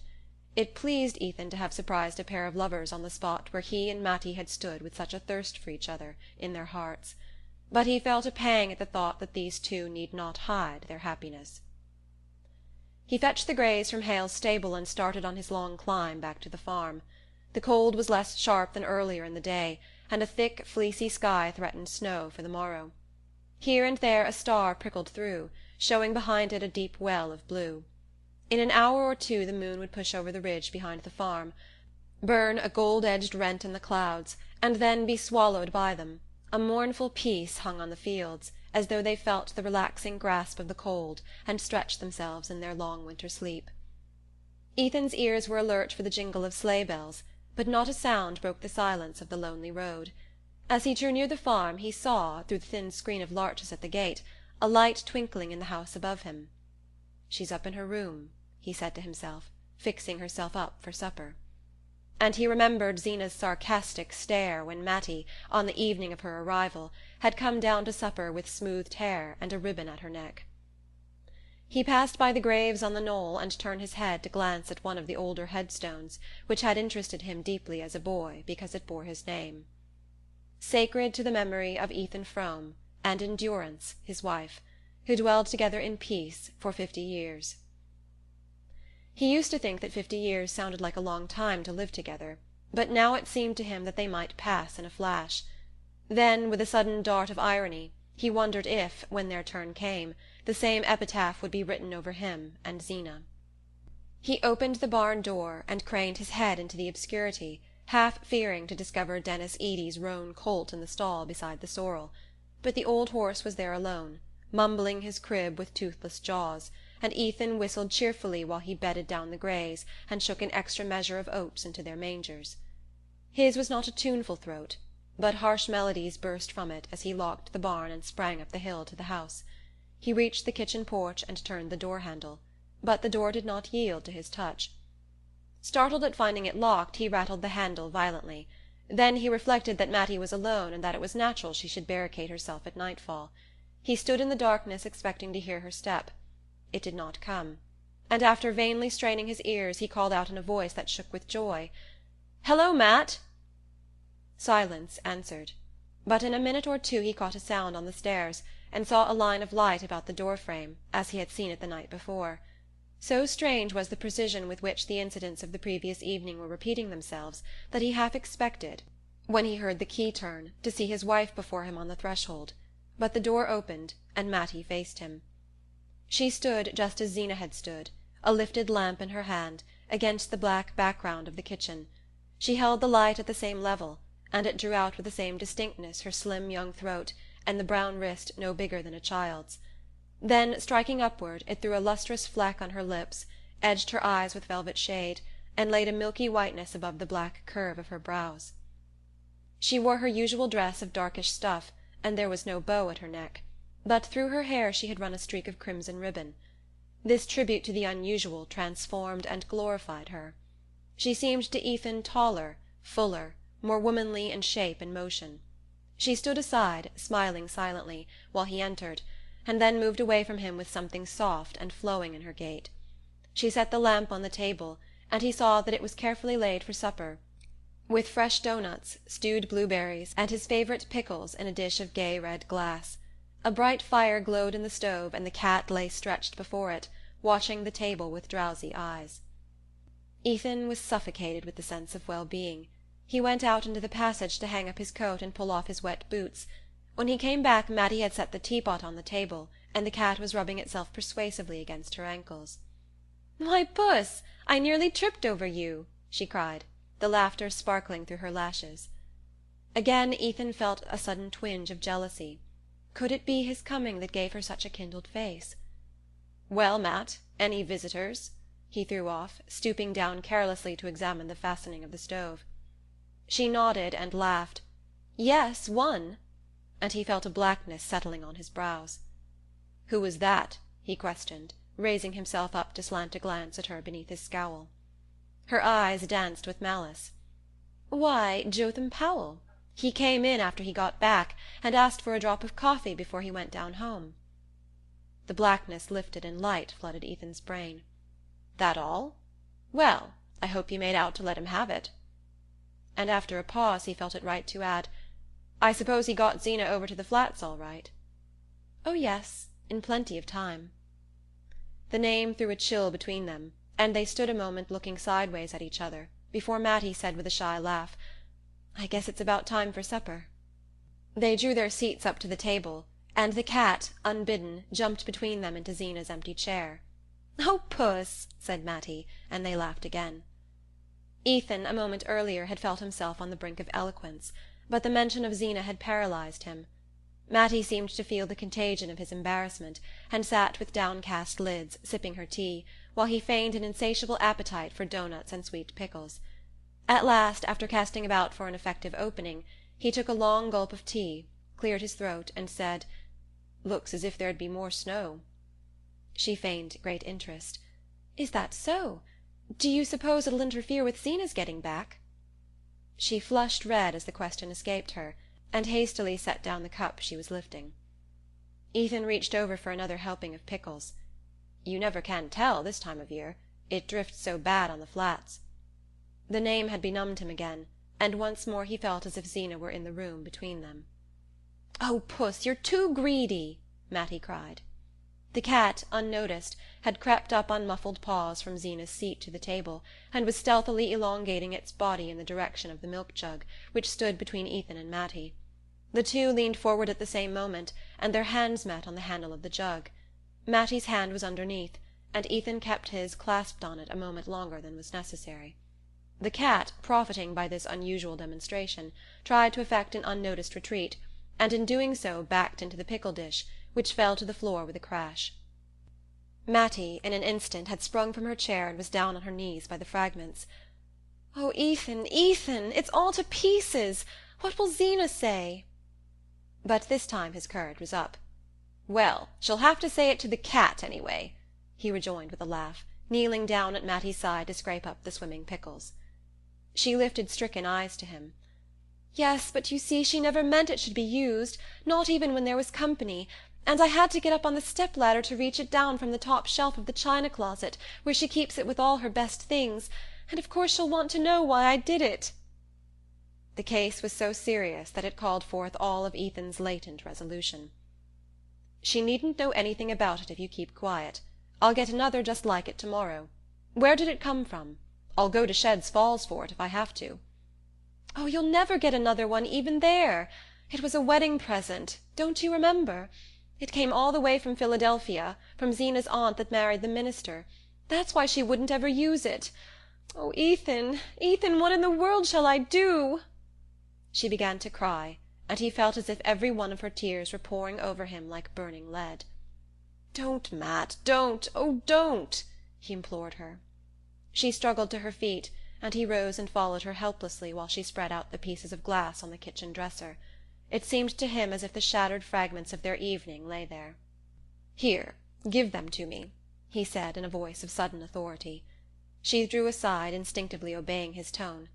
"Oh, Ethan, what are you going to do?" Without replying, he gathered the pieces of glass into his broad palm, and walked out of the kitchen to the passage.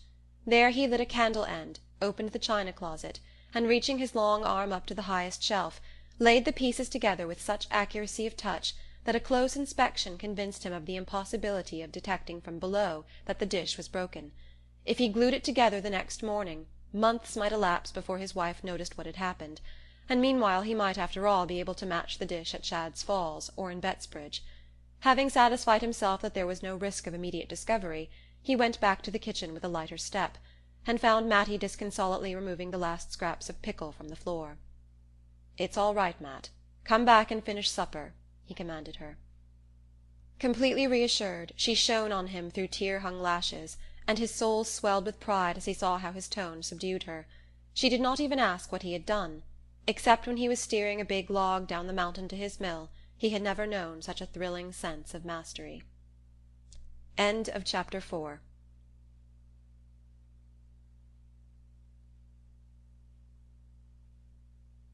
Chapter 5. They finished supper, and while Mattie cleared the table, Ethan went to look at the cows and then took a last turn about the house. The earth lay dark under a muffled sky, and the air was so still that now and then he heard a lump of snow come thumping down from a tree far off on the edge of the wood-lot. When he returned to the kitchen, Mattie had pushed up his chair to the stove and seated herself near the lamp with a bit of sewing. The scene was just as he had dreamed of it that morning. He sat down, drew his pipe from his pocket, and stretched his feet to the glow. His hard day's work in the keen air made him feel at once lazy and light of mood, and he had a confused sense of being in another world, where all was warmth and harmony, and time could bring no change.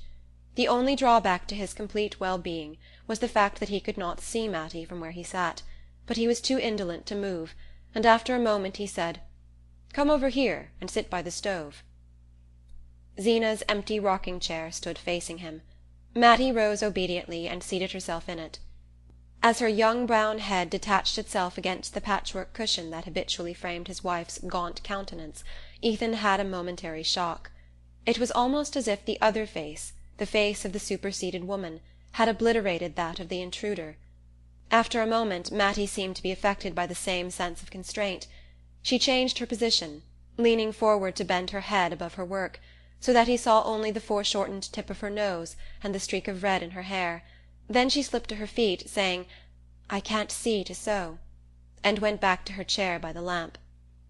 Ethan made a pretext of getting up to replenish the stove, and when he returned to his seat he pushed it sideways that he might get a view of her profile and of the lamplight falling on her hands. The cat, who had been a puzzled observer of these unusual movements, jumped up into Zeena's chair, rolled itself into a ball, and lay watching them with narrowed eyes. Deep quiet sank on the room. The clock ticked above the dresser, a piece of charred wood fell now and then in the stove, and the faint sharp scent of the geraniums mingled with the odor of Ethan's smoke, which began to throw a blue haze about the lamp and to hang its grayish cobwebs in the shadowy corners of the room. All constraint had vanished between the two, and they began to talk easily and simply. They spoke of everyday things, of the prospect of snow, of the next church sociable, of the loves and quarrels of Starkfield. The commonplace nature of what they said produced in Ethan an illusion of long-established intimacy which no outburst of emotion could have given, and he set his imagination adrift on the fiction that they had always spent their evenings thus, and would always go on doing so. "This is the night we were to have gone coasting, Matt," he said at length, with the rich sense as he spoke that they could go on any other night they chose, since they had all the time before them. She smiled back at him. "I guess you forgot." "No, I didn't forget, but it's as dark as Egypt outdoors. We might go tomorrow if there's a moon." She laughed with pleasure, her head tilted back, the lamplight sparkling on her lips and teeth. "That would be lovely, Ethan." He kept his eyes fixed on her, marveling at the way her face changed with each turn of their talk, like a wheat-field under a summer breeze. It was intoxicating to find such magic in his clumsy words, and he longed to try new ways of using it. "Would you be scared to go down the Corbury Road with me on a night like this?" he asked. Her cheeks burned redder. "I ain't any more scared than you are." "Well, I'd be scared then. I wouldn't do it. That's an ugly corner down by the big elm. If a fellow didn't keep his eyes open he'd go plumb into it." He luxuriated in the sense of protection and authority which his words conveyed. To prolong and intensify the feeling he added, "I guess we're well enough here." She let her lids sink slowly, in the way he loved. "Yes, we're well enough here," she sighed. Her tone was so sweet that he took the pipe from his mouth and drew his chair up to the table. Leaning forward, he touched the farther end of the strip of brown stuff that she was hemming. "Say, Matt," he began with a smile, "what do you think I saw under the Varnum spruces coming along home just now? I saw a friend of yours getting kissed." The words had been on his tongue all the evening, but now that he had spoken them they struck him as inexpressibly vulgar and out of place. Mattie blushed to the roots of her hair and pulled her needle rapidly twice or thrice through her work, insensibly drawing the end of it away from him. "I suppose it was Ruth and Ned," she said in a low voice, as though he had suddenly touched on something grave. Ethan had imagined that his allusion might open the way to the accepted pleasantries, and these perhaps in turn to a harmless caress, if only a mere touch on her hand. But now he felt as if her blush had set a flaming guard about her. He supposed it was his natural awkwardness that made him feel so. He knew that most young men made nothing at all of giving a pretty girl a kiss, and he remembered that the night before, when he had put his arm about Mattie, she had not resisted. But that had been out of doors, under the open irresponsible night. Now, in the warm lamp-lit room, with all its ancient implications of conformity and order, she seemed infinitely farther away from him, and more unapproachable. To ease his constraint he said, "I suppose they'll be setting a date before long." "Yes. I shouldn't wonder if they got married some time along in the summer." She pronounced the word married as if her voice caressed it. It seemed a rustling covert leading to enchanted glades. A pang shot through Ethan, and he said, twisting away from her in his chair, "It'll be your turn next, I wouldn't wonder." She laughed a little uncertainly. "Why do you keep on saying that?" He echoed her laugh. "I guess I do it to get used to the idea." He drew up to the table again, and she sewed on in silence, with dropped lashes, while he sat in fascinated contemplation of the way in which her hands went up and down above the strip of stuff, just as he had seen a pair of birds make short perpendicular flights over a nest they were building. At length, without turning her head or lifting her lids, she said in a low tone, "It's not because you think Zeena's got anything against me, is it?" His former dread started up full-armed at the suggestion. "Why? What do you mean?" he stammered. She raised distressed eyes to his, her work dropping on the table between them. "I don't know. I thought last night she seemed to have." "I'd like to know what," he growled. "Nobody can tell with Zeena." It was the first time they had ever spoken so openly of her attitude toward Matty, and the repetition of the name seemed to carry it to the farthest corners of the room and send it back to them in long repercussions of sound. Matty waited, as if to give the echo time to drop, and then went on, "She hasn't said anything to you?" He shook his head. "No, not a word." She tossed the hair back from her forehead with a laugh. "I guess I'm just nervous, then. I'm not going to think about it any more." "Oh, no. Don't let's think about it, Matt." The sudden heat of his tone made her colour mount again, not with a rush, but gradually, delicately, like the reflection of a thought stealing slowly across her heart.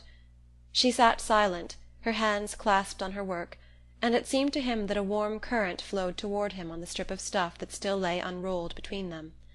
Cautiously he slid his hand palm downward along the table, till his fingertips touched the end of the stuff. A faint vibration of her lashes seemed to show that she was aware of his gesture, and that it had sent a counter-current back to her, and she let her hands lie motionless on the other end of the strip. As they sat thus, he heard a sound behind him and turned his head. The cat had jumped from Zeena's chair to dart at a mouse in the wainscot, and as a result of the sudden movement the empty chair had set up a spectral rocking. "She'll be rocking in it herself this time tomorrow," Ethan thought. "I've been in a dream, and this is the only evening we'll ever have together."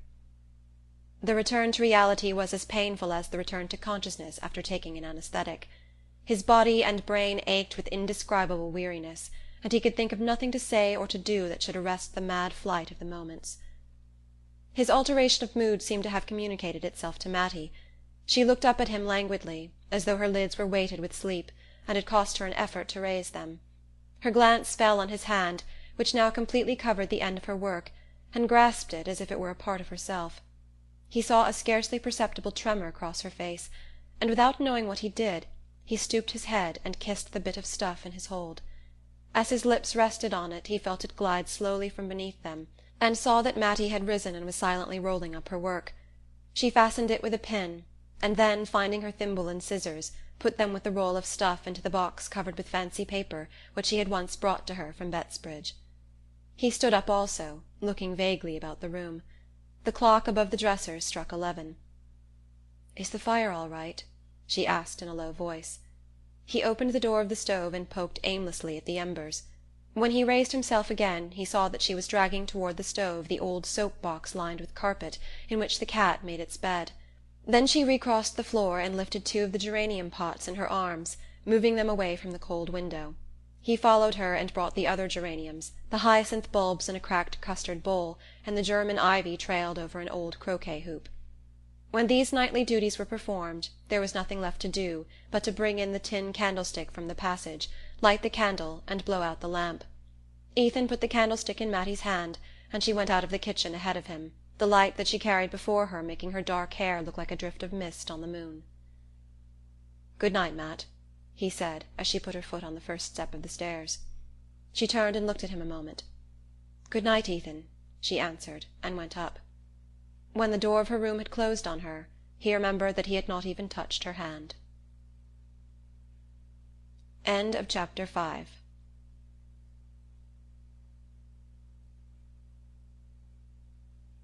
Chapter 6. The next morning at breakfast Jotham Powell was between them, and Ethan tried to hide his joy under an air of exaggerated indifference, lounging back in his chair to throw scraps to the cat, growling at the weather, and not so much as offering to help Mattie when she rose to clear away the dishes. He did not know why he was so irrationally happy, for nothing was changed in his life or hers. He had not even touched the tip of her fingers, or looked her full in the eyes. But their evening together had given him a vision of what life at her side might be, and he was glad now that he had done nothing to trouble the sweetness of the picture. He had a fancy that she knew what had restrained him. There was a last load of lumber to be hauled to the village, and Jotham Powell, who did not work regularly for Ethan in winter, had come round to help with the job. But a wet snow, melting to sleet, had fallen in the night and turned the roads to glass. There was more wet in the air, and it seemed likely to both men that the weather would milden toward afternoon and make the going safer. Ethan therefore proposed to his assistant that they should load the sledge at the woodlot, as they had done on the previous morning, and put off the teaming to Starkfield till later in the day. This plan had the advantage of enabling him to send Jotham to the flats after dinner to meet Zenobia, while he himself took the lumber down to the village. He told Jotham to go out and harness up the greys, and for a moment he and Mattie had the kitchen to themselves. She had plunged the breakfast dishes into a tin dishpan, and was bending above it with her slim arms bared to the elbow, the steam from the hot water beating her forehead and tightening her rough hair into little brown rings, like the tendrils on the traveller's joy. Ethan stood looking at her, his heart in his throat. He wanted to say, "We shall never be alone again like this." Instead, he reached down his tobacco pouch from a shelf of the dresser, put it into his pocket, and said, "I guess I can make out to be home for dinner." She answered, "All right, Ethan," and he heard her singing over the dishes as he went. As soon as the sledge was loaded he meant to send Jotham back to the farm and hurry on foot into the village to buy the glue for the pickle dish. With ordinary luck he should have had time to carry out this plan, but everything went wrong from the start. On the way over to the woodlot one of the greys slipped on a glare of ice and cut his knee, and when they got him up again Jotham had to go back to the barn for a strip of rag to bind the cut. Then, when the loading finally began, a sleety rain was coming down once more, and the tree trunks were so slippery that it took twice as long as usual to lift them and get them in place on the sledge. It was what Jotham called a sour morning for work, and the horses, shivering and stamping under their wet blankets, seemed to like it as little as the men. It was long past the dinner hour when the job was done, and Ethan had to give up going to the village because he wanted to lead the injured horse home and wash the cut himself. He thought that by starting out again with the lumber as soon as he had finished his dinner he might get back to the farm with the glue before Jotham and the old sorrel had had time to fetch Zenobia from the flats. But he knew the chance was a slight one. It turned on the state of the roads and on the possible lateness of the Bettsbridge train. He remembered afterward, with a grim flash of self-derision, what importance he had attached to the weighing of these probabilities. As soon as dinner was over he set out again for the wood-lot, not daring to linger till Jotham Powell left. The hired man was still drying his wet feet at the stove, and Ethan could only give Mattie a quick look as he said beneath his breath, "I'll be back early." He fancied that she nodded her comprehension, and with that scant solace he had to trudge off through the rain. He had driven his load halfway to the village when Jotham Powell overtook him, urging the reluctant sorrel toward the flats. "I'll have to hurry up to do it," Ethan mused, as the sleigh dropped down ahead of him over the dip of the schoolhouse hill. He worked like 10 at the unloading, and when it was over hastened on to Michael Eady's for the glue. Eady and his assistant were both down street, and young Dennis, who seldom deigned to take their place, was lounging by the stove with a knot of the golden youth of Starkfield. They hailed Ethan with ironic compliment and offers of conviviality, but no one knew where to find the glue. Ethan, consumed with the longing for a last moment alone with Matty, hung about impatiently while Dennis made an ineffectual search in the obscurer corners of the store. "Looks as if we were all sold out, but if you'll wait around till the old man comes along maybe he could put his hand on it." "I'm obliged to you, but I'll try if I can get it down at Mrs. Homan's," Ethan answered, burning to be gone. Dennis's commercial instinct compelled him to aver an oath that what Eady's store could not produce would never be found at the widow Homan's, but Ethan, heedless of this boast, had already climbed to the sledge and was driving on to the rival establishment. Here, after considerable search and sympathetic questions as to what he wanted it for, and whether ordinary flour paste wouldn't do as well if she couldn't find it, the widow Homan finally hunted down her solitary bottle of glue to its hiding-place in a medley of cough lozenges and corset laces. "I hope Zeena ain't broken anything she sets store by," she called after him as he turned the greys toward home. The fitful bursts of sleet had changed into a steady rain, and the horses had heavy work even without a load behind them. Once or twice, hearing sleigh bells, Ethan turned his head, fancying that Zeena and Jotham might overtake him, but the old sorrel was not in sight, and he set his face against the rain and urged on his ponderous pair. The barn was empty when the horses turned into it, and after giving them the most perfunctory ministrations they had ever received from him, he strode up to the house and pushed open the kitchen door. Mattie was there alone, as he had pictured her. She was bending over a pan on the stove, but at the sound of his step she turned with a start and sprang to him.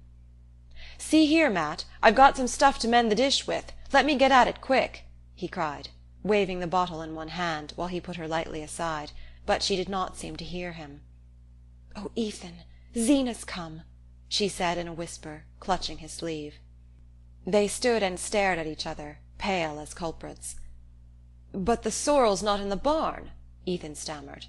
"Jotham Powell brought some goods over from the flats for his wife, and he drove right on home with them," she explained.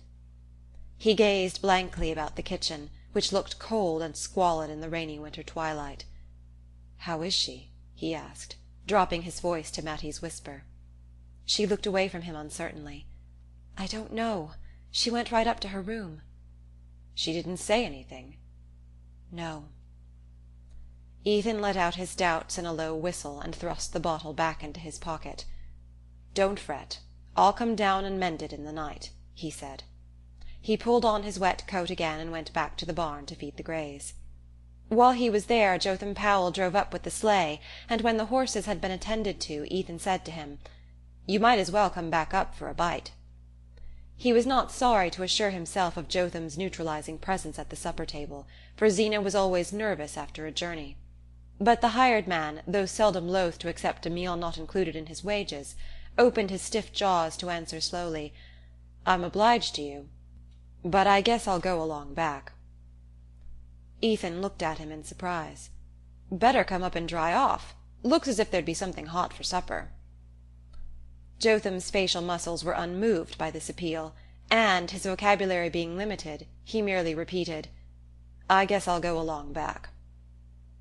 To Ethan there was something vaguely ominous in this stolid rejection of free food and warmth, and he wondered what had happened on the drive to nerve Jotham to such stoicism. Perhaps Zeena had failed to see the new doctor, or had not liked his counsels.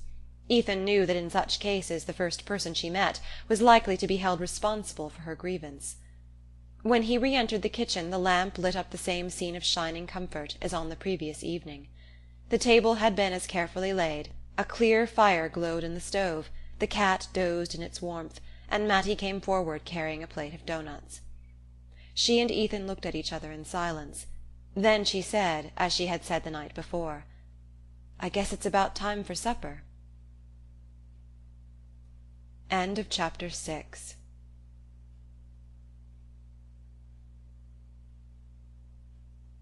Chapter 7. Ethan went out into the passage to hang up his wet garments. He listened for Zeena's step, and not hearing it, called her name up the stairs. She did not answer, and after a moment's hesitation he went up and opened her door. The room was almost dark, but in the obscurity he saw her sitting by the window, bolt upright, and knew by the rigidity of the outline projected against the pane that she had not taken off her travelling dress. "Well, Zeena," he ventured from the threshold. She did not move, and he continued, "Supper's about ready. Ain't you coming?" She replied, "I don't feel as if I could touch a morsel." It was the consecrated formula, and he expected it to be followed, as usual, by her rising and going down to supper. But she remained seated, and he could think of nothing more felicitous than, "I presume you're tired after the long ride." Turning her head at this, she answered solemnly, "I'm a great deal sicker than you think." Her words fell on his ear with a strange shock of wonder. He had often heard her pronounce them before. What if at last they were true? He advanced a step or two into the dim room. "I hope that's not so, Zeena," he said.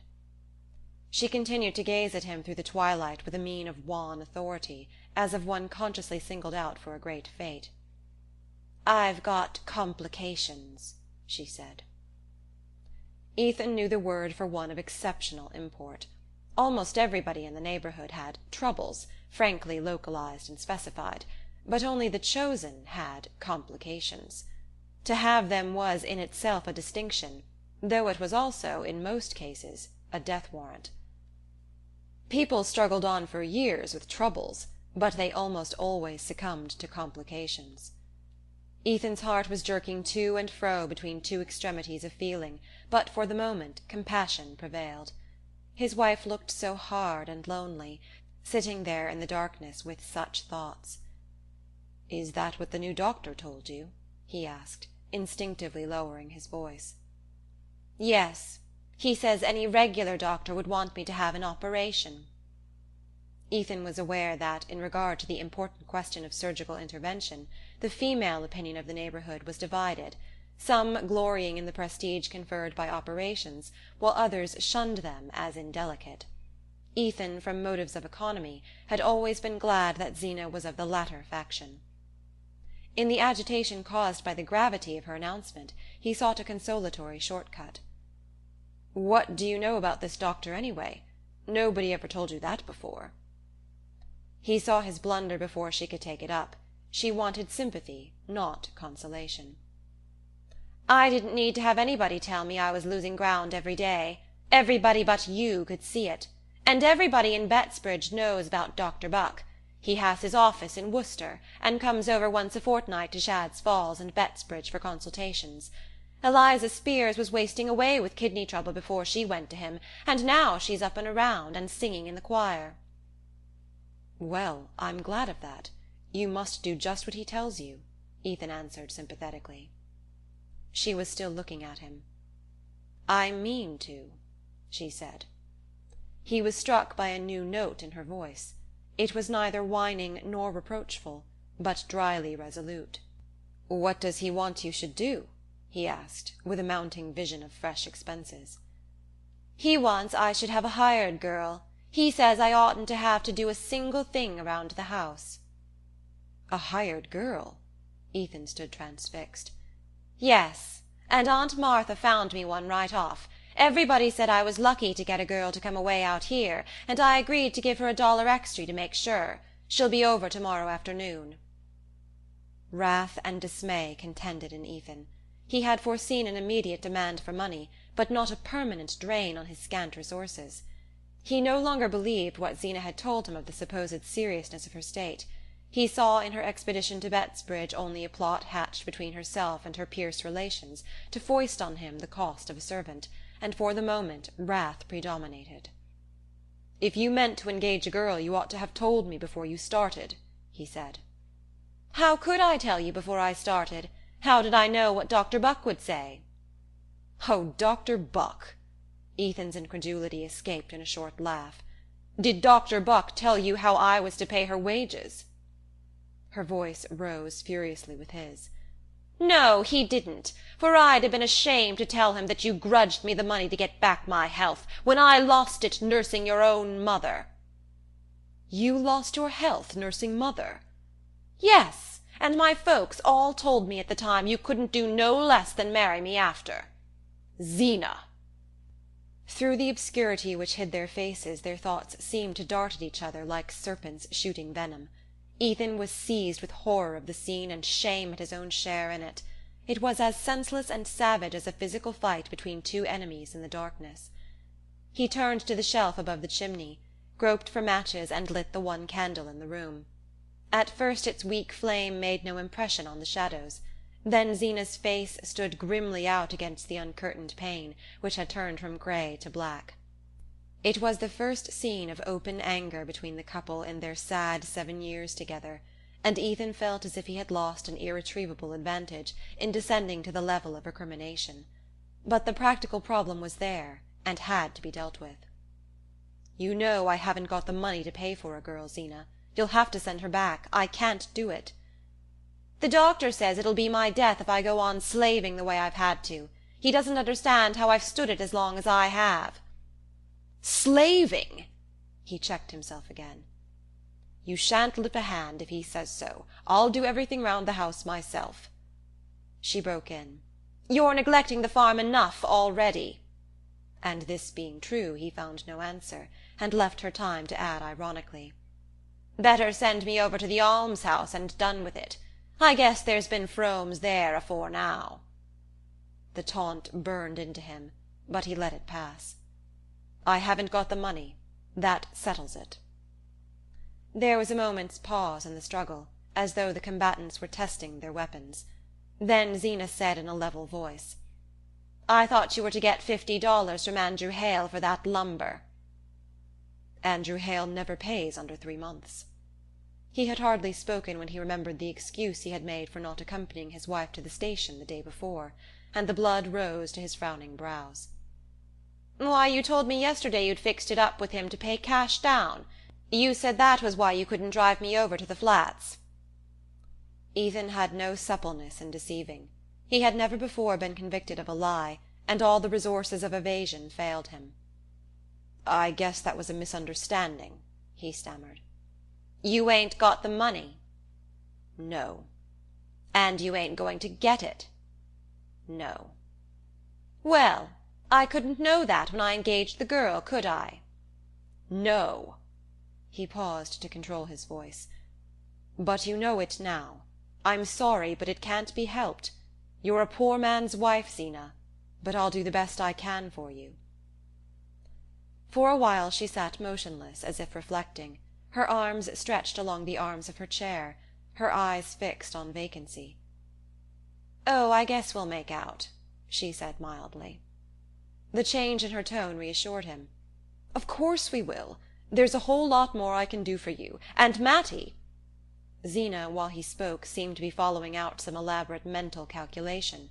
She emerged from it to say, "There'll be Matty's board less, anyhow." Ethan, supposing the discussion to be over, had turned to go down to supper. He stopped short, not grasping what he heard. "Matty's board less," he began. Zeena laughed. It was an odd, unfamiliar sound. He did not remember ever having heard her laugh before. "You didn't suppose I was going to keep 2 girls, did you? No wonder you were scared at the expense." He still had but a confused sense of what she was saying. From the beginning of the discussion he had instinctively avoided the mention of Matty's name, fearing he hardly knew what, criticism, complaints, or vague allusions to the imminent probability of her marrying. But the thought of a definite rupture had never come to him, and even now could not lodge itself in his mind. "I don't know what you mean," he said. "Mattie Silver's not a hired girl. She's your relation." "She's a pauper that's hung on to us all after her father'd done his best to ruin us. I've kep' her here for a whole year. It's somebody else's turn now." As the shrill words shot out, Ethan heard a tap on the door, which he had drawn shut when he turned back from the threshold. "Ethan! Zeena!" Mattie's voice sounded gaily from the landing. "Do you know what time it is? Supper's been ready half an hour." Inside the room there was a moment's silence. Then Zeena called out from her seat, "I'm not coming down to supper." "Oh, I'm sorry. Aren't you well? Shan't I bring you up a bite of something?" Ethan roused himself with an effort and opened the door. "Go along down, Matt. Zeena's just a little tired. I'm coming." He heard her "All right," and her quick step on the stairs. Then he shut the door and turned back into the room. His wife's attitude was unchanged, her face inexorable, and he was seized with the despairing sense of his helplessness. "You ain't going to do it, Zeena." "Do what?" she emitted between flattened lips. "Send Mattie away, like this." "I never bargained to take her for life." He continued with rising vehemence. "You can't put her out of the house like a thief, a poor girl without friends or money. She's done her best for you, and she's got no place to go to. You may forget she's your kin, but everybody else'll remember it. If you do a thing like that, what do you suppose folks'll say of you?" Zeena waited a moment, as if giving him time to feel the full force of the contrast between his own excitement and her composure. Then she replied in the same smooth voice, "I know well enough what they say of my having kep' her here as long as I have." Ethan's hand dropped from the doorknob, which he had held clenched since he had drawn the door shut on Mattie. His wife's retort was like a knife cut across the sinews, and he suddenly felt weak and powerless. He had meant to humble himself, to argue that Mattie's keep didn't cost much, after all, that he could make out to buy a stove and fix up a place in the attic for the hired girl, but Zeena's words revealed the peril of such pleadings. "You mean to tell her she's got to go, at once?" he faltered out, in terror of letting his wife complete her sentence. As if trying to make him see reason, she replied impartially, "The girl will be over from Bettsbridge tomorrow, and I presume she's got to have somewheres to sleep." Ethan looked at her with loathing. She was no longer the listless creature who had lived at his side in a state of sullen self-absorption, but a mysterious alien presence, an evil energy secreted from the long years of silent brooding. It was the sense of his helplessness that sharpened his antipathy. There had never been anything in her that one could appeal to, but as long as he could ignore and command he had remained indifferent. Now she had mastered him, and he abhorred her. Mattie was her relation, not his. There were no means by which he could compel her to keep the girl under her roof. All the long misery of his baffled past, of his youth of failure, hardship, and vain effort, rose up in his soul in bitterness and seemed to take shape before him in the woman who at every turn had barred his way. She had taken everything else from him, and now she meant to take the one thing that made up for all the others. For a moment such a flame of hate rose in him that it ran down his arm and clenched his fist against her. He took a wild step forward, and then stopped. You're not coming down?" he asked in a bewildered voice. "No. I guess I'll lay down on the bed a little while," she answered mildly, and he turned and walked out of the room. In the kitchen Mattie was sitting by the stove, the cat curled up on her knees. She sprang to her feet as Ethan entered and carried the covered dish of meat pie to the table. "I hope Zeena isn't sick?" she asked. "No." She shone at him across the table. "Well, sit right down then. You must be starving." She uncovered the pie and pushed it over to him. So they were to have one more evening together, her happy eyes seemed to say. He helped himself mechanically and began to eat. Then disgust took him by the throat, and he laid down his fork. Mattie's tender gaze was on him, and she marked the gesture. "Why, Ethan, what's the matter? Don't it taste right?" "Yes, it's first rate, only He pushed his plate away, rose from his chair, and walked around the table to her side. She started up with frightened eyes. "Ethan, There's something wrong. I knew there was." She seemed to melt against him in her terror, and he caught her in his arms, held her fast there, felt her lashes beat his cheek like netted butterflies.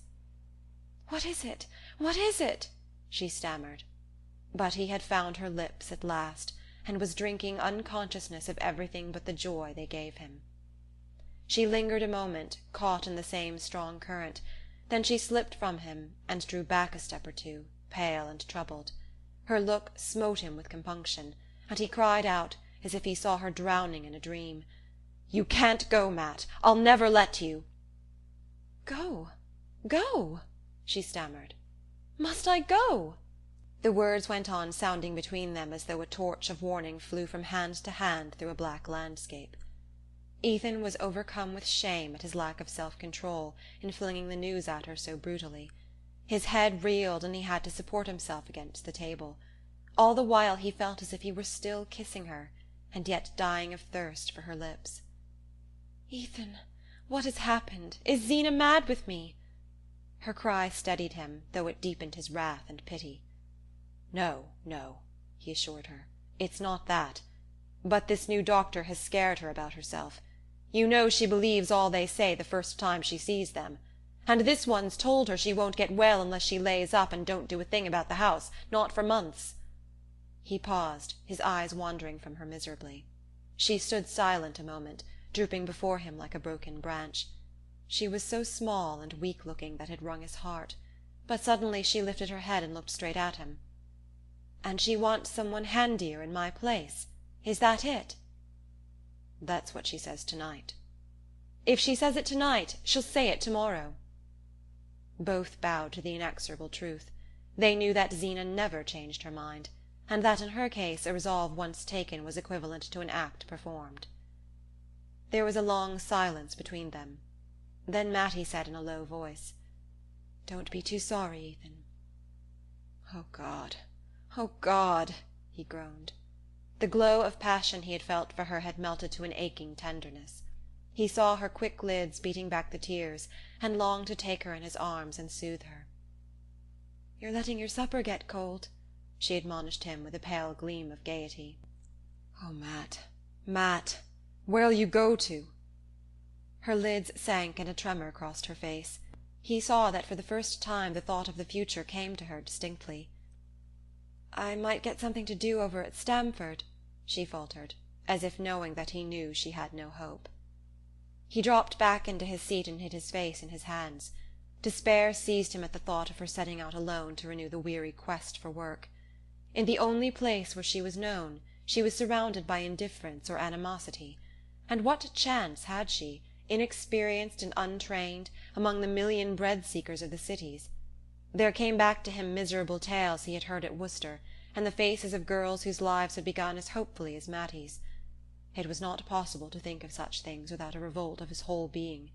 He sprang up suddenly. "You can't go, Matt. I won't let you. She's always had her way, but I mean to have mine now." Mattie lifted her hand with a quick gesture, and he heard his wife's step behind him.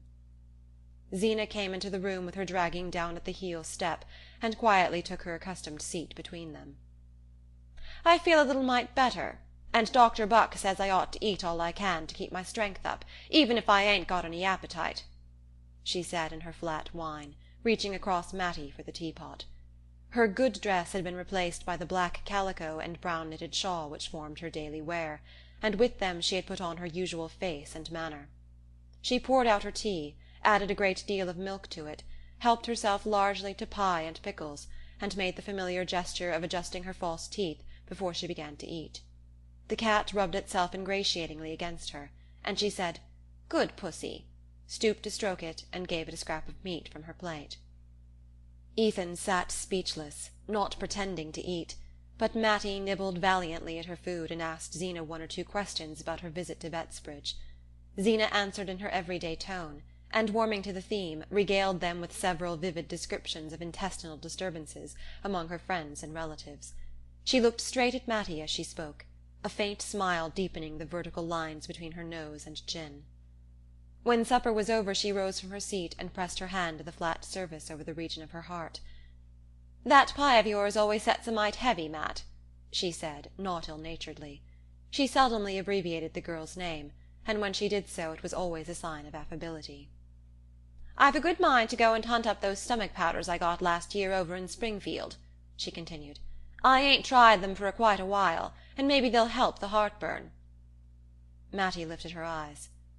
"Can't I get them for you, Zeena?" she ventured. "No, they're in a place you don't know about," Zeena answered darkly, with one of her secret looks. She went out of the kitchen, and Mattie, rising, began to clear the dishes from the table. As she passed Ethan's chair their eyes met and clung together desolately. The warm, still kitchen looked as peaceful as the night before. The cat had sprung to Zeena's rocking-chair, and the heat of the fire was beginning to draw out the faint, sharp scent of the geraniums. Ethan dragged himself wearily to his feet. "I'll go out and take a look around," he said, going toward the passage to get his lantern. As he reached the door he met Zeena coming back into the room, her lips twitching with anger, a flush of excitement on her sallow face. The shawl had slipped from her shoulders and was dragging at her downtrodden heels, and in her hand she carried the fragment of the red glass pickle dish. "I'd like to know who has done this," she said, looking sternly from Ethan to Mattie. There was no answer, and she continued in a trembling voice. "I went to get those powders I'd put away in father's old spectacle case, top of the china closet, where I keep the things I set store by, so's folks shan't meddle with them." Her voice broke, and 2 small tears hung on her lashless lids and ran slowly down her cheeks. "It takes the step-ladder to get at the top shelf, and I put Aunt Philura Maple's pickle dish up there a purpose when we was married, and it's never been down since, 'cept for the spring cleaning, and then I always lifted it with my own hands so's it shouldn't get broke." She laid the fragments reverently on the table. "I want to know who done this," she quavered. At the challenge Ethan turned back into the room and faced her. "I can tell you, then. The cat done it." "The cat?" "That's what I said." She looked at him hard, and then turned her eyes to Mattie, who was carrying the dishpan to the table. "I'd like to know how the cat got into my china closet," she said. "Chasin' mice, I guess," Ethan rejoined. "There was a mouse round the kitchen all last evening." Zeena continued to look from one to the other. Then she emitted her small, strange laugh. "I knew the cat was a smart cat," she said in a high voice, "but I didn't know he was smart enough to pick up the pieces of my pickle dish and lay 'em edge to edge on the very shelf he knocked 'em off of." Mattie suddenly drew her arms out of the steaming water. "It wasn't Ethan's fault, Zeena. The cat did break the dish, but I got it down from the china closet, and I'm the one to blame for its getting broken." Zeena stood beside the ruin of her treasure, stiffening into a stony image of resentment. "You got down my pickle dish. What for?" A bright flush flew to Mattie's cheeks. "I wanted to make the supper table pretty," she said. "You wanted to make the supper table pretty, and you waited till my back was turned, and took the thing I set most store by of anything I've got, and wouldn't never use it, not even when the minister come to dinner, or Aunt Martha Pierce come over from Bettsbridge." Zeena paused with a gasp, as if terrified by her own evocation of the sacrilege.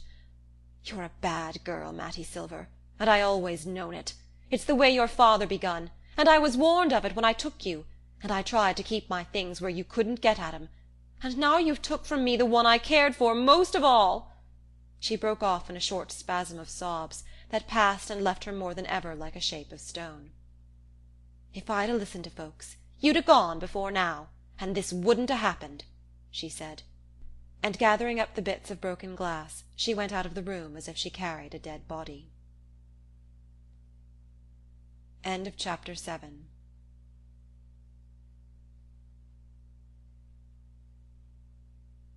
Chapter 8.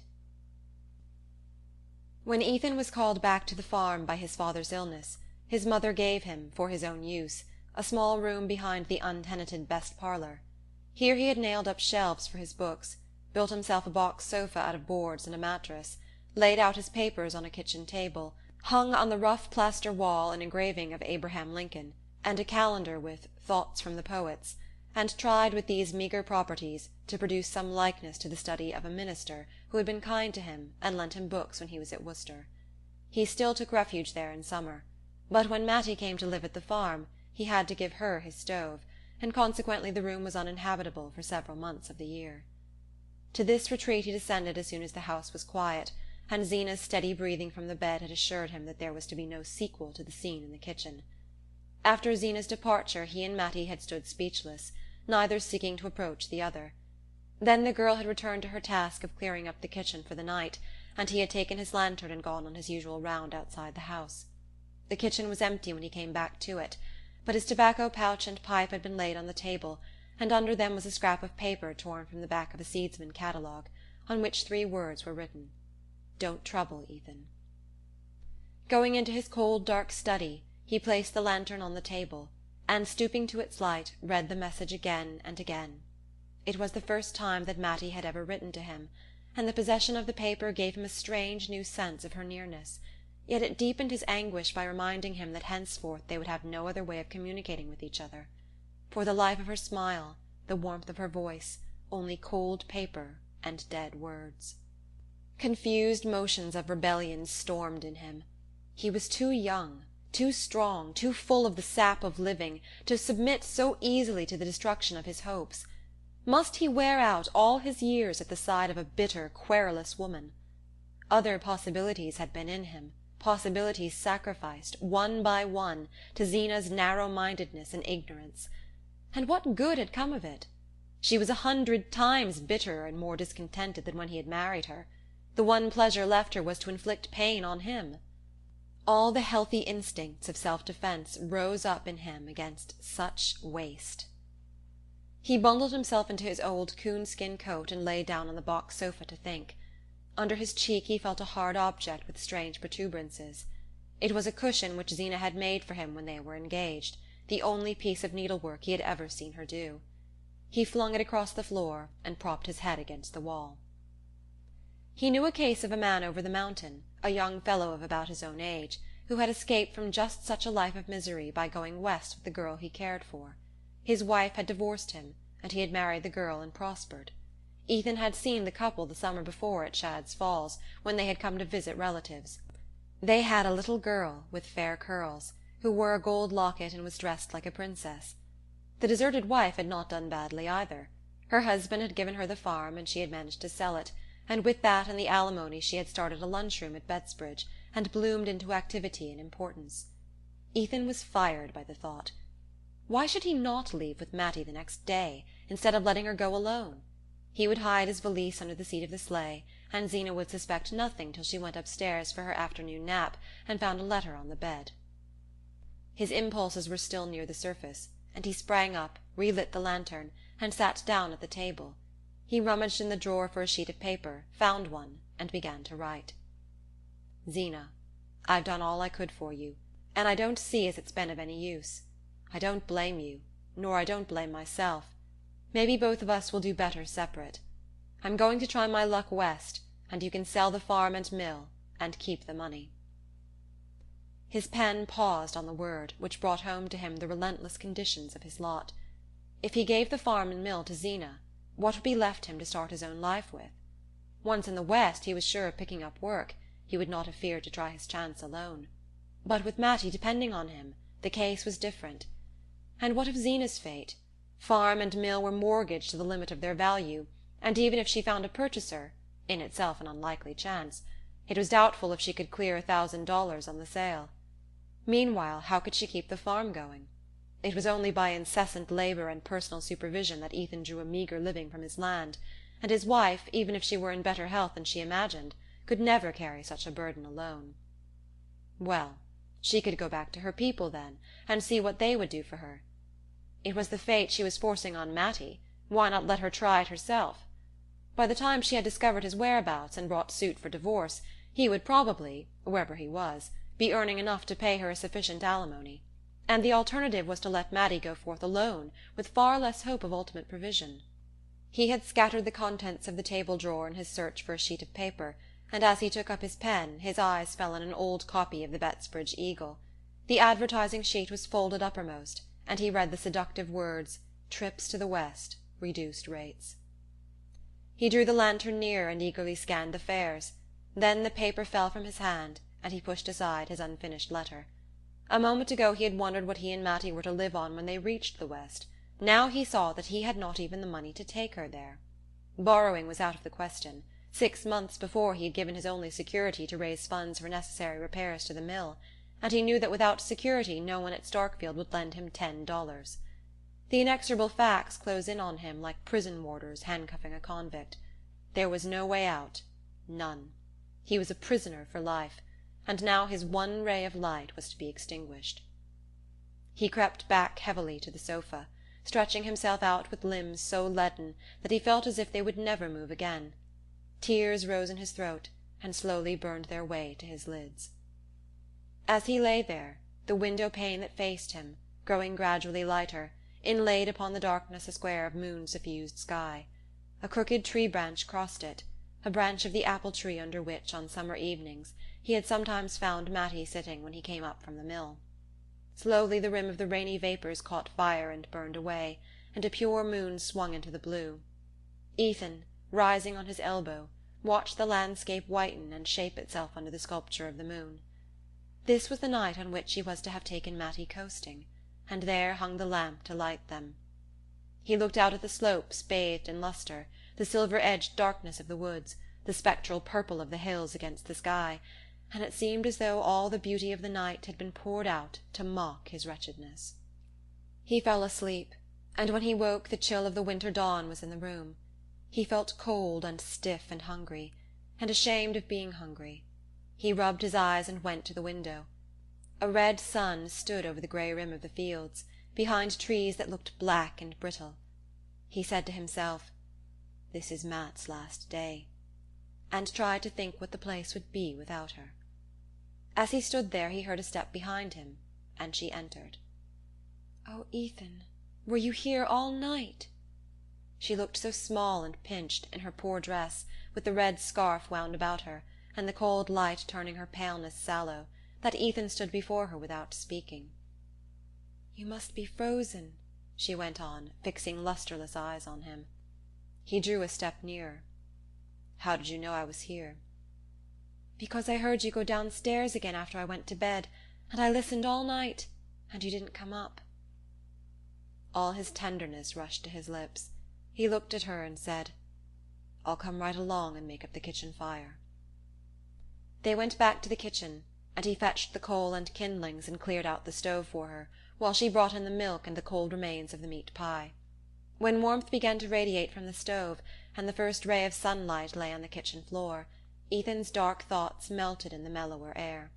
The sight of Matty going about her work as he had seen her on so many mornings made it seem impossible that she should ever cease to be a part of the scene. He said to himself that he had doubtless exaggerated the significance of Zeena's threats, and that she, too, with the return of daylight, would come to a saner mood. He went up to Matty as she bent above the stove, and laid his hand on her arm. "I don't want you should trouble either," he said, looking down at her eyes with a smile. She flushed up warmly, and whispered back, "No, Ethan, I ain't gonna trouble." "I guess things'll straighten out," he added. There was no answer but a quick throb of her lids, and he went on, "She ain't said anything this morning?" "No, I haven't seen her yet." "Don't you take any notice when you do."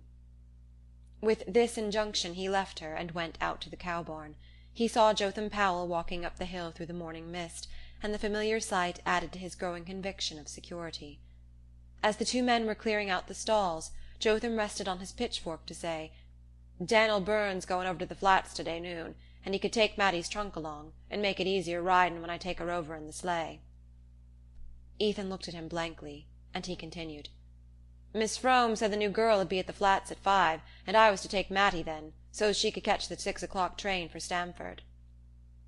Ethan felt the blood drumming in his temples. He had to wait a moment before he could find voice to say, "Oh, it ain't so sure about Matty's going." "That's so," said Jotham indifferently, and they went on with their work. When they returned to the kitchen the two women were already at breakfast. Zeena had an air of unusual alertness and activity. She drank 2 cups of coffee and fed the cat with the scraps left in the pie dish. Then she rose from her seat, and walking over to the window snipped 2 or 3 yellow leaves from the geraniums.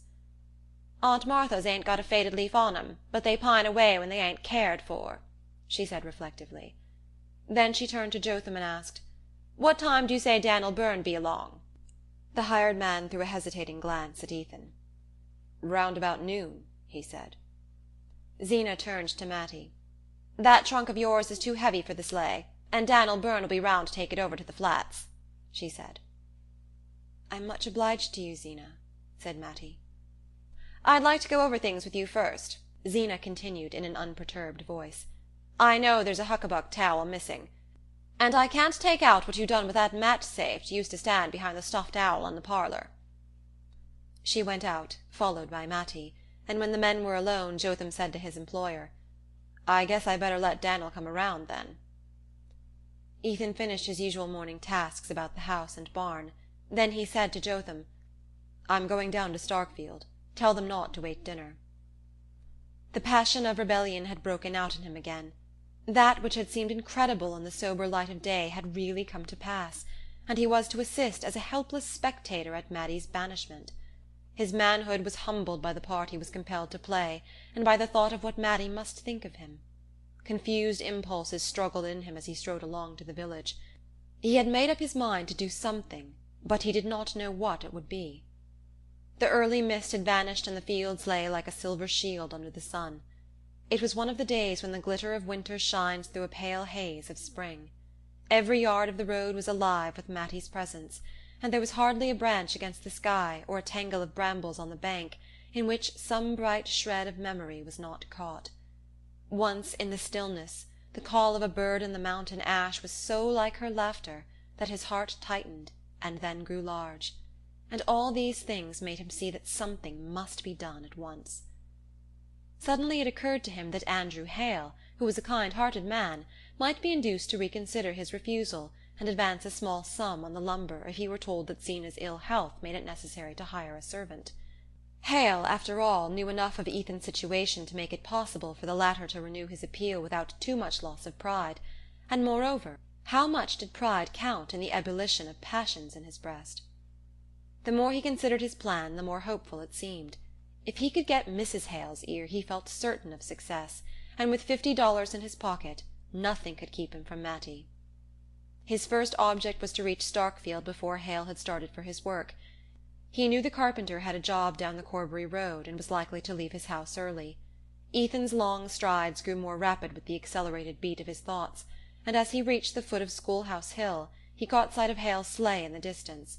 He hurried forward to meet it, but as it drew near he saw that it was driven by the carpenter's youngest boy, and that the figure at his side, looking like a large upright cocoon in spectacles, was that of Mrs. Hale.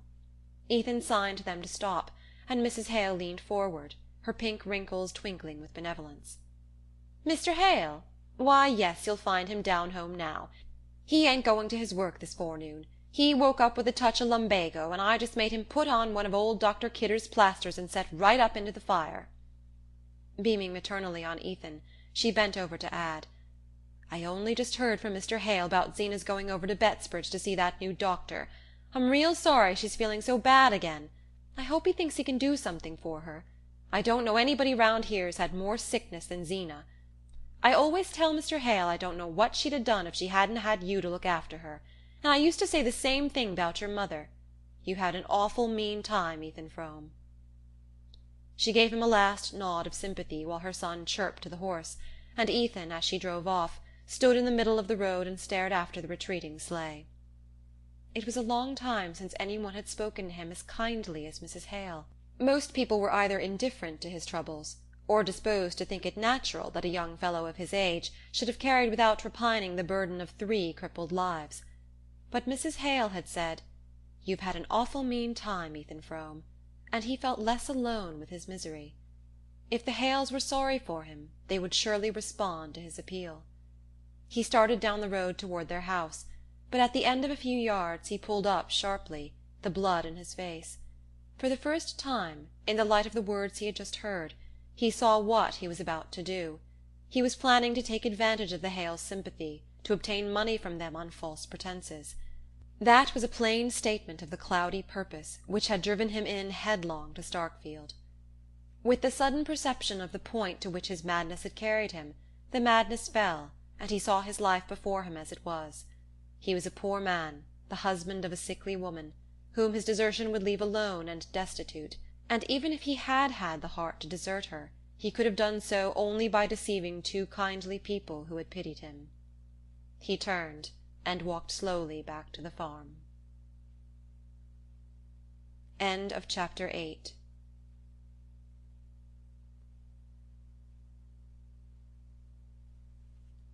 Chapter 9. At the kitchen door Daniel Byrne sat in his sleigh behind a big-boned grey who pawed the snow and swung his long head restlessly from side to side. Ethan went into the kitchen and found his wife by the stove. Her head was wrapped in her shawl, and she was reading a book called Kidney Troubles and Their Cure, on which he had had to pay extra postage only a few days before. Zeena did not move or look up when he entered, and after a moment he asked, "Where's Matty?"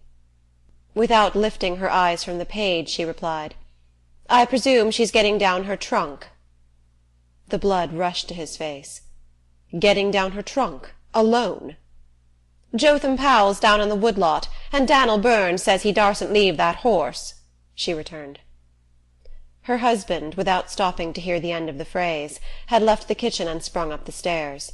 The door of Matty's room was shut, and he wavered a moment on the landing. "Matt," he said in a low voice, but there was no answer, and he put his hand on the doorknob.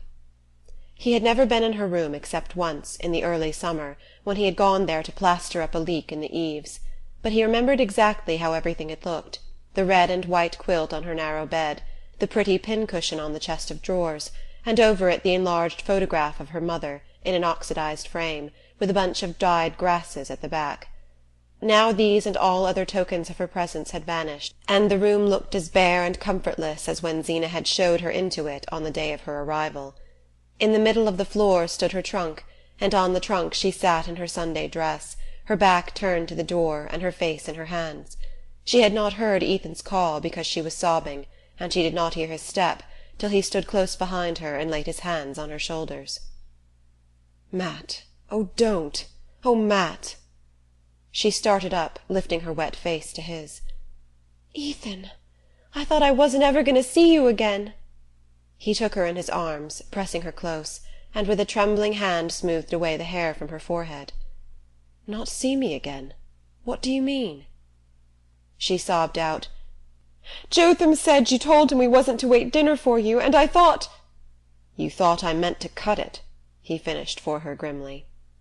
She clung to him without answering, and he laid his lips on her hair, which was soft yet springy, like certain mosses on warm slopes, and had the faint woody fragrance of fresh sawdust in the sun. Through the door they heard Zeena's voice calling out from below, "Dan'l Byrne says you better hurry up if you want him to take that trunk." They drew apart with stricken faces. Words of resistance rushed to Ethan's lips and died there. Mattie found her handkerchief and dried her eyes. Then, bending down, she took hold of a handle of the trunk. Ethan put her aside. "You let go, Matt," he ordered her. She answered, "It takes two to coax it round the corner," and submitting to this argument he grasped the other handle, and together they manoeuvred the heavy trunk out to the landing. "Now let go," he repeated. Then he shouldered the trunk and carried it down the stairs and across the passage to the kitchen. Zeena, who had gone back to her seat by the stove, did not lift her head from her book as he passed. Matty followed him out of the door and helped him to lift the trunk into the back of the sleigh. When it was in place they stood side by side on the doorstep, watching Daniel Byrne plunge off behind his fidgety horse. It seemed to Ethan that his heart was bound with cords which an unseen hand was tightening with every tick of the clock. Twice he opened his lips to speak to Matty, and found no breath. At length, as she turned to re-enter the house, he laid a detaining hand on her. "I'm going to drive you over, Matt," he whispered. She murmured back, "I think Zeena wants I should go with Jotham." "I'm going to drive you over," he repeated, and she went into the kitchen without answering. At dinner Ethan could not eat. If he lifted his eyes they rested on Zeena's pinched face, and the corners of her straight lips seemed to quiver away into a smile. She ate well, declaring that the mild weather made her feel better, and pressed a second helping of beans on Jotham Powell, whose wants she generally ignored. Mattie, when the meal was over, went about her usual task of clearing the table and washing up the dishes. Zeena, after feeding the cat, had returned to her rocking-chair by the stove, and Jotham Powell, who always lingered last, reluctantly pushed back his chair and moved toward the door. On the threshold he turned back to say to Ethan, "What time'll I come round for Matty?" Ethan was standing near the window, mechanically filling his pipe while he watched Matty move to and fro. He answered, "You needn't come round. I'm going to drive her over myself." He saw the rise of the colour in Matty's averted cheek, and the quick lifting of Zeena's head. "I want you should stay here this afternoon, Ethan," his wife said. "Jotham can drive Matty over." Matty flung an imploring glance at him, but he repeated curtly, "I'm going to drive her over myself." Zeena continued in the same even tone, "I wanted you should stay and fix up that stove in Matty's room afore the girl gets here. It ain't been drawing right for nigh on a month now." Ethan's voice rose indignantly. "If it was good enough for Matty, I guess it's good enough for a hired girl." "That girl that's coming told me she was used to a house where they had a furnace," Zeena persisted with the same monotonous mildness. "She'd better ha' stayed there, then," he flung back at her, and turning to Matty he added in a hard voice, "You be ready by 3, Matt. I've got business at Corbury." Jotham Powell had started for the barn, and Ethan strode down after him aflame with anger. The pulses in his temples throbbed and a fog was in his eyes. He went about his task without knowing what force directed him, or whose hands and feet were fulfilling his orders. It was not till he led out the sorrel and backed him between the shafts of the sleigh that he once more became conscious of what he was doing. As he passed the bridle over the horse's head and wound the trances around the shafts, he remembered the day when he had made the same preparations in order to drive over and meet his wife's cousin at the Flats. It was little more than a year ago, on just such a soft afternoon, with a feel of spring in the air. The sorrel, turning the same big ringed eye on him, nuzzled the palm of his hand in the same way, and one by one all the days between rose up and stood before him. He flung the bearskin into the sleigh, climbed to the seat, and drove up to the house. When he entered the kitchen it was empty, but Matty's bag and shawl lay ready by the door. He went to the foot of the stairs and listened. No sound reached him from above, but presently he thought he heard someone moving about in his deserted study, and pushing open the door he saw Matty, in her hat and jacket, standing with her back to him near the table. She started at his approach, and turning quickly said, "Is it time?" "What are you doing here, Matt?" he asked her. She looked at him timidly. "I was just taking a look round, that's all," she answered, with a wavering smile. They went back into the kitchen without speaking, and Ethan picked up her bag and shawl. "Where's Zeena?" he asked. "She went right upstairs after dinner. She said she had those shooting pains again, and didn't want to be disturbed." "Didn't she say good-bye to you?" "No, that was all she said." Ethan, looking slowly about the kitchen, said to himself with a shudder that in a few hours he would be returning to it alone. Then the sense of unreality overcame him once more, and he could not bring himself to believe that Matty stood there for the last time before him. "Come on," he said almost gaily, opening the door and putting her bag into the sleigh. He sprang to his seat and bent over to tuck the rug about her as she slipped into the place at his side. "Now then, go along," he said, with a shake of the reins that sent the sorrel placidly jogging down the hill. "We got lots of time for a good ride, Matt," he cried, seeking her hand beneath the fur and pressing it in his. His face tingled and he felt dizzy, as if he had stopped in at the Starkfield saloon on a 0 day for a drink. At the gate, instead of making for Starkfield, he turned the sorrel to the right, up the Bettsbridge road. Matty sat silent, giving no sign of surprise, but after a moment she said, "Are you going round by Shadow Pond?" He laughed and answered, "I knew you'd know." She drew closer under the bearskin, so that, looking sideways around his coat-sleeve, he could just catch the tip of her nose and a blown brown wave of hair. They drove slowly up the road between fields glistening under the pale sun, and then bent to the right down a lane edged with spruce and larch.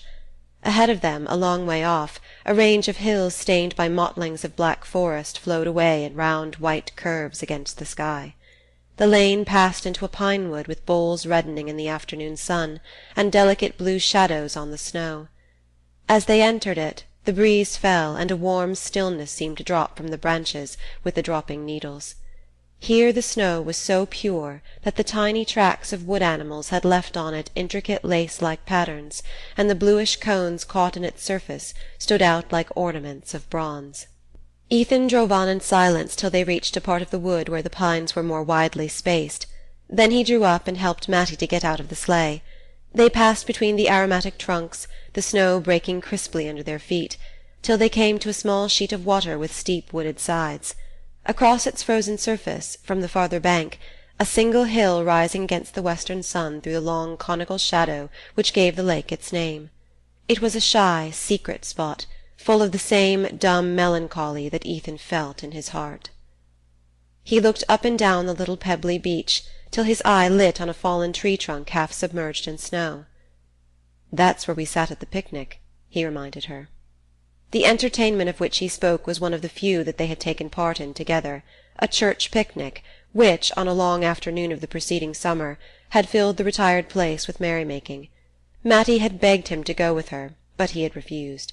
Then, toward sunset, coming down from the mountain where he had been felling timber, he had been caught by some strayed revellers and drawn into the group by the lake, where Matty, encircled by facetious youths, and bright as a blackberry under her spreading hat, was brewing coffee over a gypsy fire. He remembered the shyness he had felt at approaching her in his uncouth clothes, and then the lighting up of her face, and the way she had broken through the group to come to him with a cup in her hand.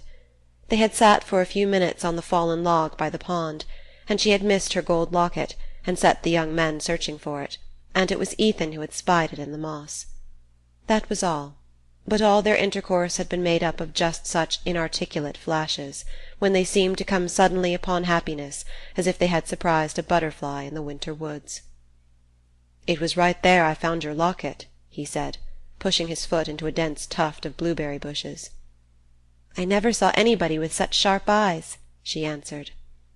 She sat down on the tree-trunk in the sun, and he sat down beside her. "You were as pretty as a picture in that pink hat," he said. She laughed with pleasure. "Oh, I guess it was the hat," she rejoined.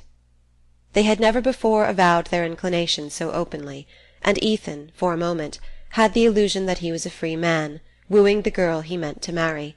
He looked at her hair and longed to touch it again, and to tell her that it smelt of the woods, but he had never learned to say such things. Suddenly she rose to her feet and said, "We mustn't stay here any longer." He continued to gaze at her vaguely, only half roused from his dream. "There's plenty of time," he answered. They stood looking at each other as if the eyes of each were straining to absorb and hold fast the other's image. There were things he had to say to her before they parted, but he could not say them in that place of summer memories, and he turned and followed her in silence to the sleigh. As they drove away the sun sank behind the hill, and the pine boles turned from red to grey. By a devious track between the fields they wound back to the Starkfield road.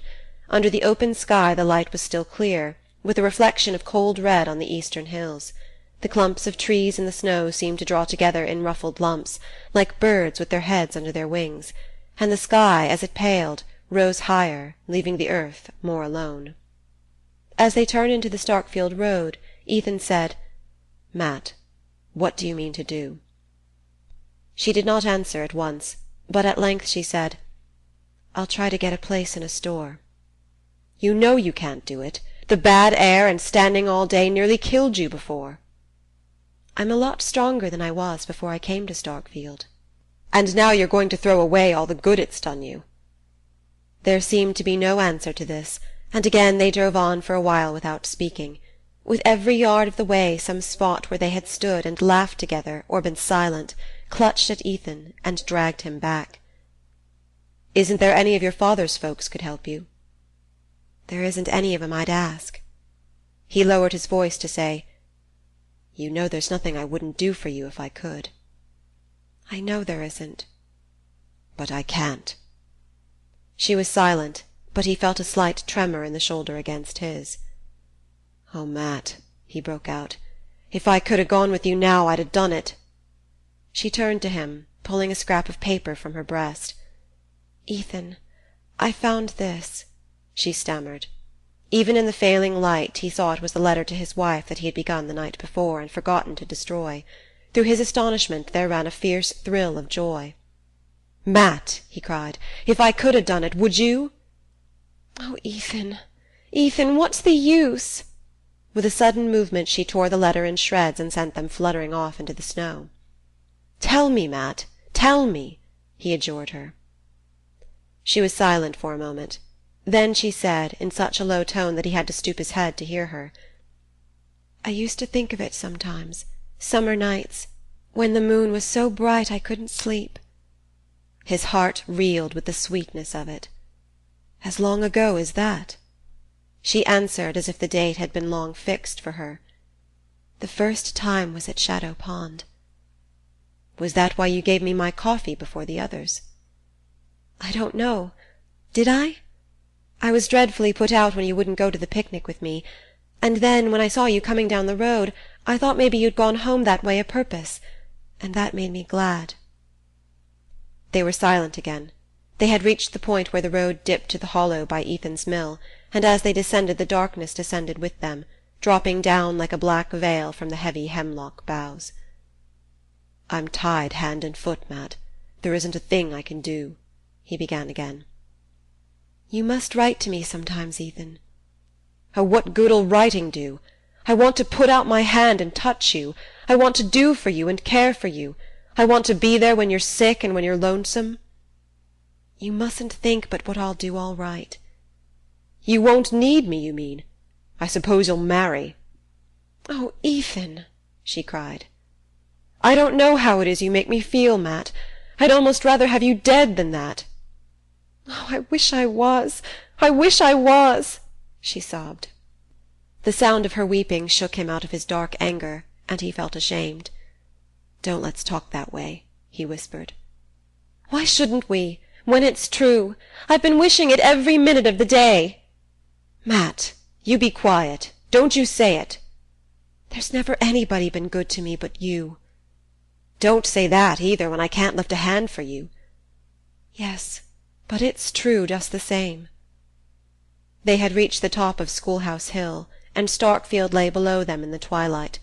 A cutter, mounting the road from the village, passed them by in a joyous flutter of bells, and they straightened themselves and looked ahead with rigid faces.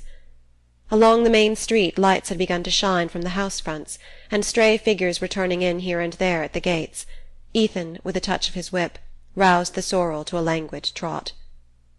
As they drew near the end of the village, the cries of children reached them, and they saw a knot of boys, with sleds behind them, scattering across the open space before the church.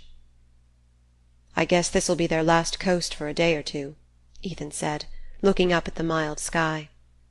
Matty was silent, and he added, "We were to have gone down last night." Still she did not speak, and, prompted by an obscure desire to help himself and her through their miserable last hour, he went on discursively, "Ain't it funny we haven't been down together but just that once last winter?" She answered, "It wasn't often I got down to the village." "That's so," he said. They had reached the crest of the Corbury road, and between the indistinct white glimmer of the church and the black curtain of the Varnum spruces the slope stretched away below them without a sled on its length. Some erratic impulse prompted Ethan to say, "How'd you like me to take you down now?" She forced a laugh. "Why, there isn't time." "There's all the time we want. Come along." His one desire now was to postpone the moment of turning the sorrel toward the flats.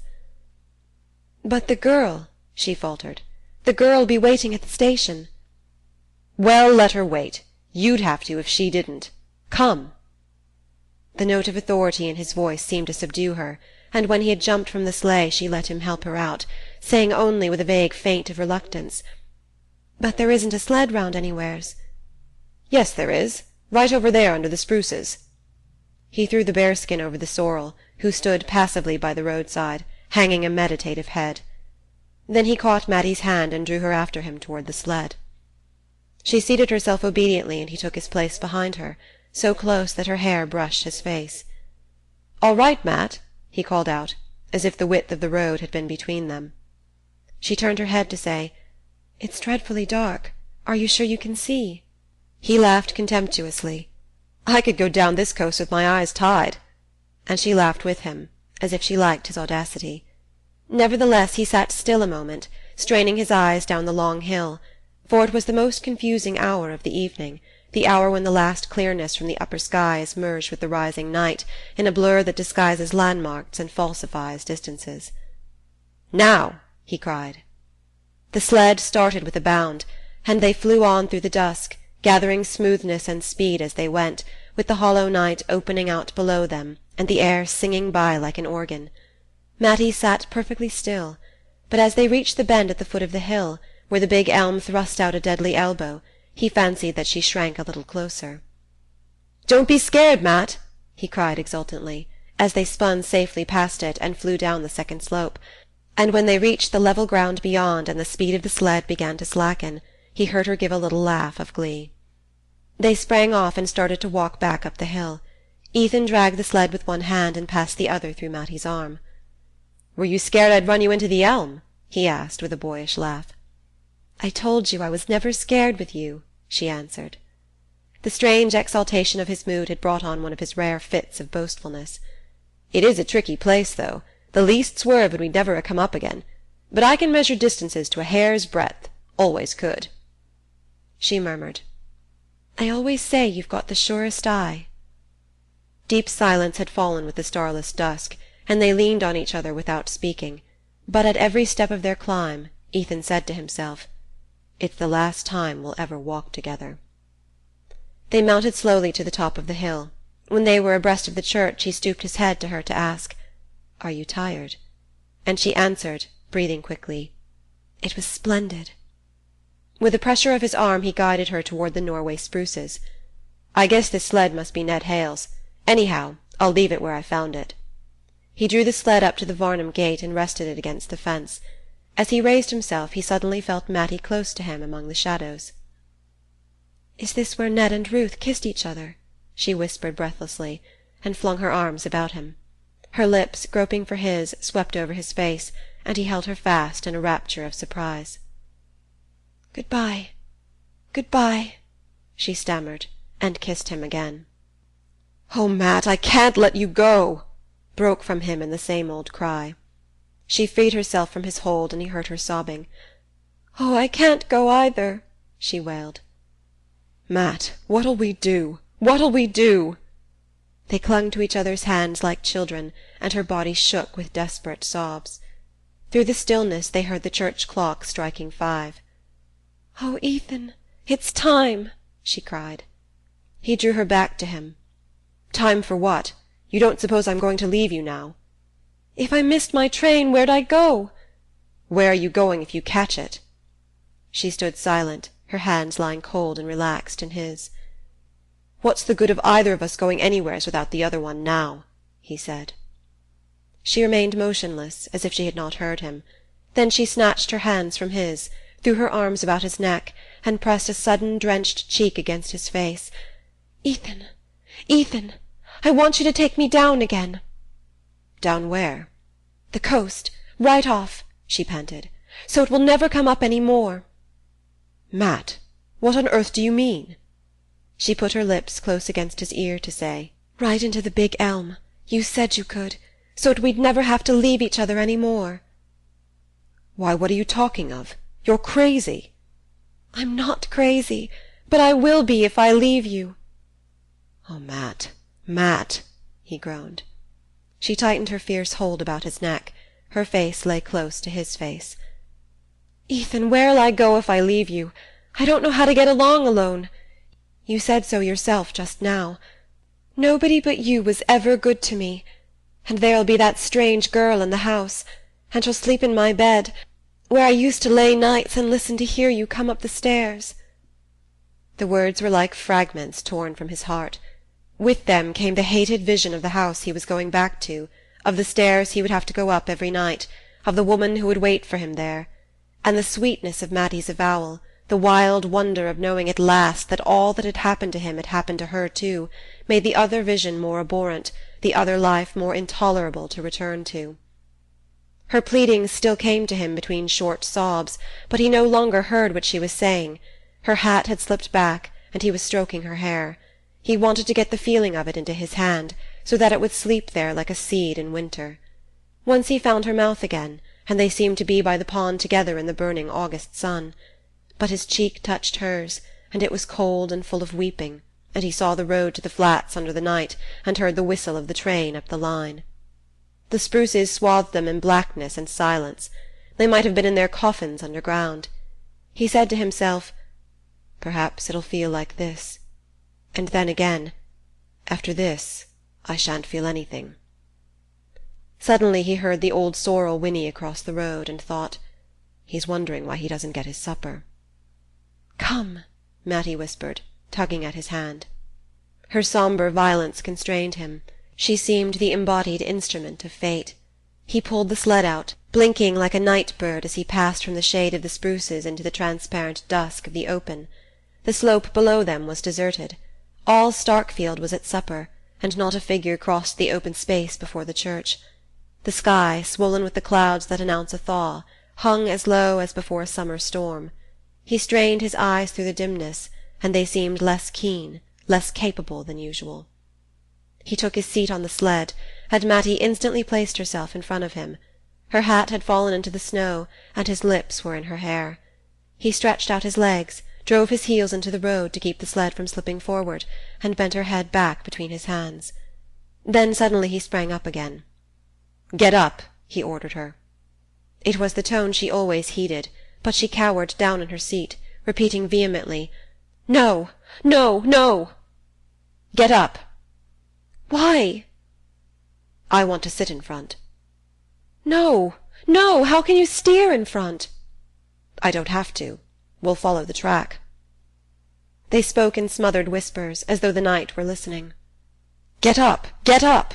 he urged her, but she kept on repeating, "Why do you want to sit in front?"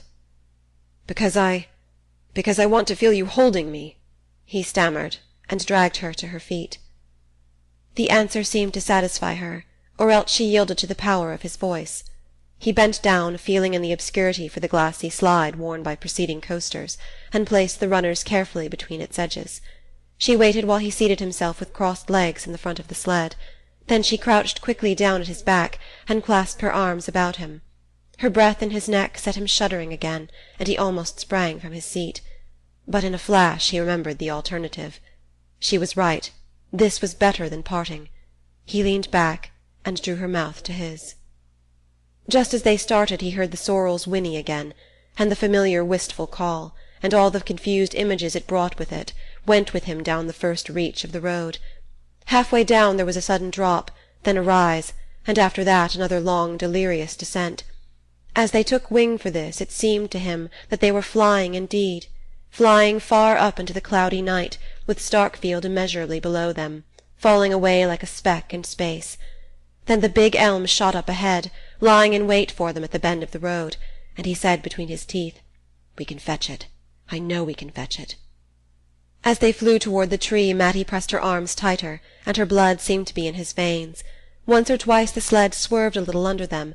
He slanted his body to keep it headed for the elm, repeating to himself again and again, "I know we can fetch it." And little phrases she had spoken ran through his head and danced before him on the air. The big tree loomed bigger and closer, and as they bore down on it he thought, "It's waiting for us. It seems to know." But suddenly his wife's face, with twisted, monstrous lineaments, thrust itself between him and his goal, and he made an instinctive movement to brush it aside. The sled swerved in response, but he righted it again, kept it straight, and drove down on the black projecting mass. There was a last instant when the air shot past him like millions of fiery wires, and then the elm. The sky was still thick, but looking straight up he saw a single star, and tried vaguely to reckon whether it were Sirius, or... The effort tired him too much, and he closed his heavy lids and thought that he would sleep.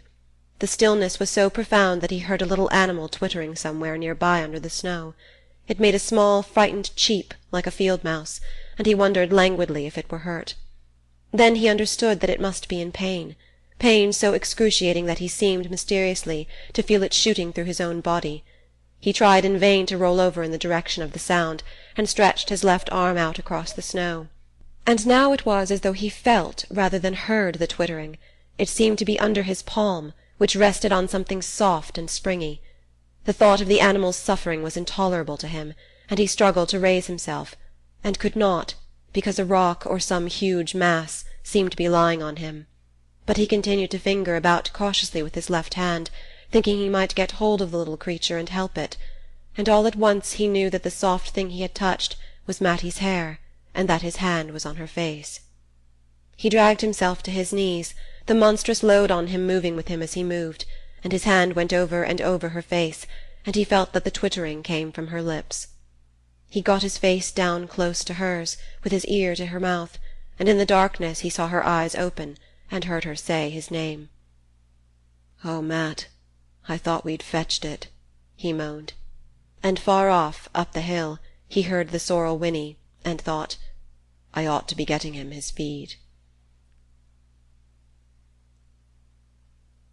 The querulous drones ceased as I entered Frome's kitchen, and of the two women sitting there I could not tell which had been the speaker. One of them, on my appearing, raised her tall bony figure from her seat, not as if to welcome me, for she threw me no more than a brief glance of surprise, but simply to set about preparing the meal which Frome's absence had delayed. A slatternly calico wrapper hung from her shoulders, and the wisps of her thin grey hair were drawn away from a high forehead and fastened at the back by a broken comb. She had pale, opaque eyes which revealed nothing and reflected nothing, and her narrow lips were of the same sallow colour as her face. The other woman was much smaller and slighter. She sat huddled in an armchair near the stove, and when I came in she turned her head quickly toward me, without the least corresponding movement of her body. Her hair was as grey as her companion's, her face as bloodless and shrivelled, but amber-tinted, with swarthy shadows sharpening the nose and hollowing the temples. Under her shapeless dress her body kept its limp immobility, and her dark eyes had the bright witch-like stare that disease of the spine sometimes gives. Even for that part of the country the kitchen was a poor-looking place, with the exception of the dark-eyed woman's chair, which looked like a soiled relic of luxury bought at a country auction. The furniture was of the roughest kind. 3 coarse china plates and a broken-nosed milk-jug had been set on a greasy table scored with knife-cuts, and a couple of straw-bottomed chairs and a kitchen dresser of unpainted pine stood meagrely against the plaster walls. "My, it's cold here. The fire must be most out," Frome said, glancing about him apologetically as he followed me in. The tall woman, who had moved away from us toward the dresser, took no notice, but the other, from her cushioned niche, answered complainingly in a high, thin voice. "It's only just been made up this very minute. Zeena fell asleep and slept ever so long, and I thought I'd be frozen stiff before I could wake her up and get her to tend to it." I knew then that it was she who had been speaking when we entered. Her companion, who was just coming back to the table with the remains of a cold mince pie in a battered pie dish, set down her unappetizing burden without appearing to hear the accusation brought against her. Frome stood hesitatingly before her as she advanced. Then he looked at me and said, "This is my wife, Miss Frome." After another interval he added, turning toward the figure in the armchair, "And this is Miss Mattie Silver." Mrs. Hale, tender soul, had pictured me as lost in the flats and buried under a snowdrift, and so lively was her satisfaction on seeing me safely restored to her the next morning that I felt my peril had caused me to advance several degrees in her favour. Great was her amazement, and that of old Mrs. Varnum, on learning that Ethan Frome's old horse had carried me to and from Corbury Junction through the worst blizzard of the winter. Greater still their surprise when they heard that his master had taken me in for the night. Beneath their wondering exclamations I felt a secret curiosity to know what impressions I had received from my night in the Frome household, and divined that the best way of breaking down their reserve was to let them try to penetrate mine. I therefore confined myself to saying, in a matter-of-fact tone, that I had been received with great kindness, and that Frome had made a bed for me in a room on the ground floor, which seemed in happier days to have been fitted up as a kind of writing-room or study. "Well," Mrs. Hale mused, "in such a storm I suppose he felt he couldn't do less than take you in, but I guess it went hard with Ethan. I don't believe but what you're the only stranger has set foot in that house for over 20 years. He's that proud he don't even like his old friends to go there, and I don't know as any do, any more, except myself and the doctor." "You still go there, Mrs. Hale?" I ventured. "I used to go a good deal after the accident, when I was first married, but after a while I got to think it made him feel worse to see us, and then one thing and another came, and my own troubles. but I generally make out to drive over there round about New Year's, and once in the summer. Only I try always to pick a day when Ethan's off somewheres. It's bad enough to see the two women sitting there, but his face, when he looks round that bare place, just kills me. You see, I can look back and call it up in his mother's day, before their troubles. Old Mrs. Varnum by this time had gone up to bed, and her daughter and I were sitting alone after supper in the austere seclusion of the horsehair parlour. Mrs. Hale glanced at me tentatively, as though trying to see how much footing my conjectures gave her, and I guessed that if she had kept silence till now it was because she had been waiting, through all the years, for someone who should see what she alone had seen. I waited to let her trust in me gather strength before I said, "Yes, it's pretty bad, seeing all three of them there together." She drew her mild brows into a frown of pain. "It was just awful from the beginning. I was here in the house when they were carried up. They laid Mattie Silver in the room you're in. She and I were great friends, and she was to have been my bridesmaid in the spring. When she came to, I went up to her and stayed all night. They gave her things to quiet her, and she didn't know much till toward morning, and then all of a sudden she woke up just like herself, and looked straight at me out of her big eyes and said— Oh, I don't know why I'm telling you all this." Mrs. Hale broke off, crying. She took off her spectacles, wiped the moisture from them, and put them on again with an unsteady hand. "It got about the next day," she went on, "that Zeena Frome had sent Matty off in a hurry because she had a hired girl coming, and the folks here could never rightly tell what she and Ethan were doing that night coasting, when they'd ought to have been on their way to the flats to catch the train. I never knew myself what Zeena thought. I don't to this day. Nobody knows Zeena's thoughts. Anyhow, when she heard of the accident she came right in and stayed with Ethan over to the minister's, where they'd carried him. And as soon as the doctor said that Matty could be moved, Zeena sent for her and took her back to the farm." "And there she's been ever since." Mrs. Hale answered simply, "There was nowhere else for her to go," and my heart tightened at the thought of the hard compulsions of the poor. "Yes, there she's been," Mrs. Hale continued, "and Zeena's done for her, and done for Ethan as good as she could. It was a miracle, considering how sick she was, but she seemed to be raised right up just when the call came to her. Not as she's ever given up doctoring, and she's had sick spells right along, but she's had the strength given to her to care for those two for over 20 years, and before the accident came she thought she couldn't even care for herself." Mrs. Hale paused a moment, and I remained silent, plunged in the vision of what her words evoked. "It's horrible for them all," I murmured. "Yes, it's pretty bad. And they ain't any of 'em easy people either. Matty was, before the accident. I never knew a sweeter nature. But she's suffered too much. That's what I always say when folks tell me how she's soured. And Zeena, she was always cranky. Not but what she bears with Matty wonderful, I've seen that myself. But sometimes the two of them get going at each other, and then Ethan's face'd break your heart.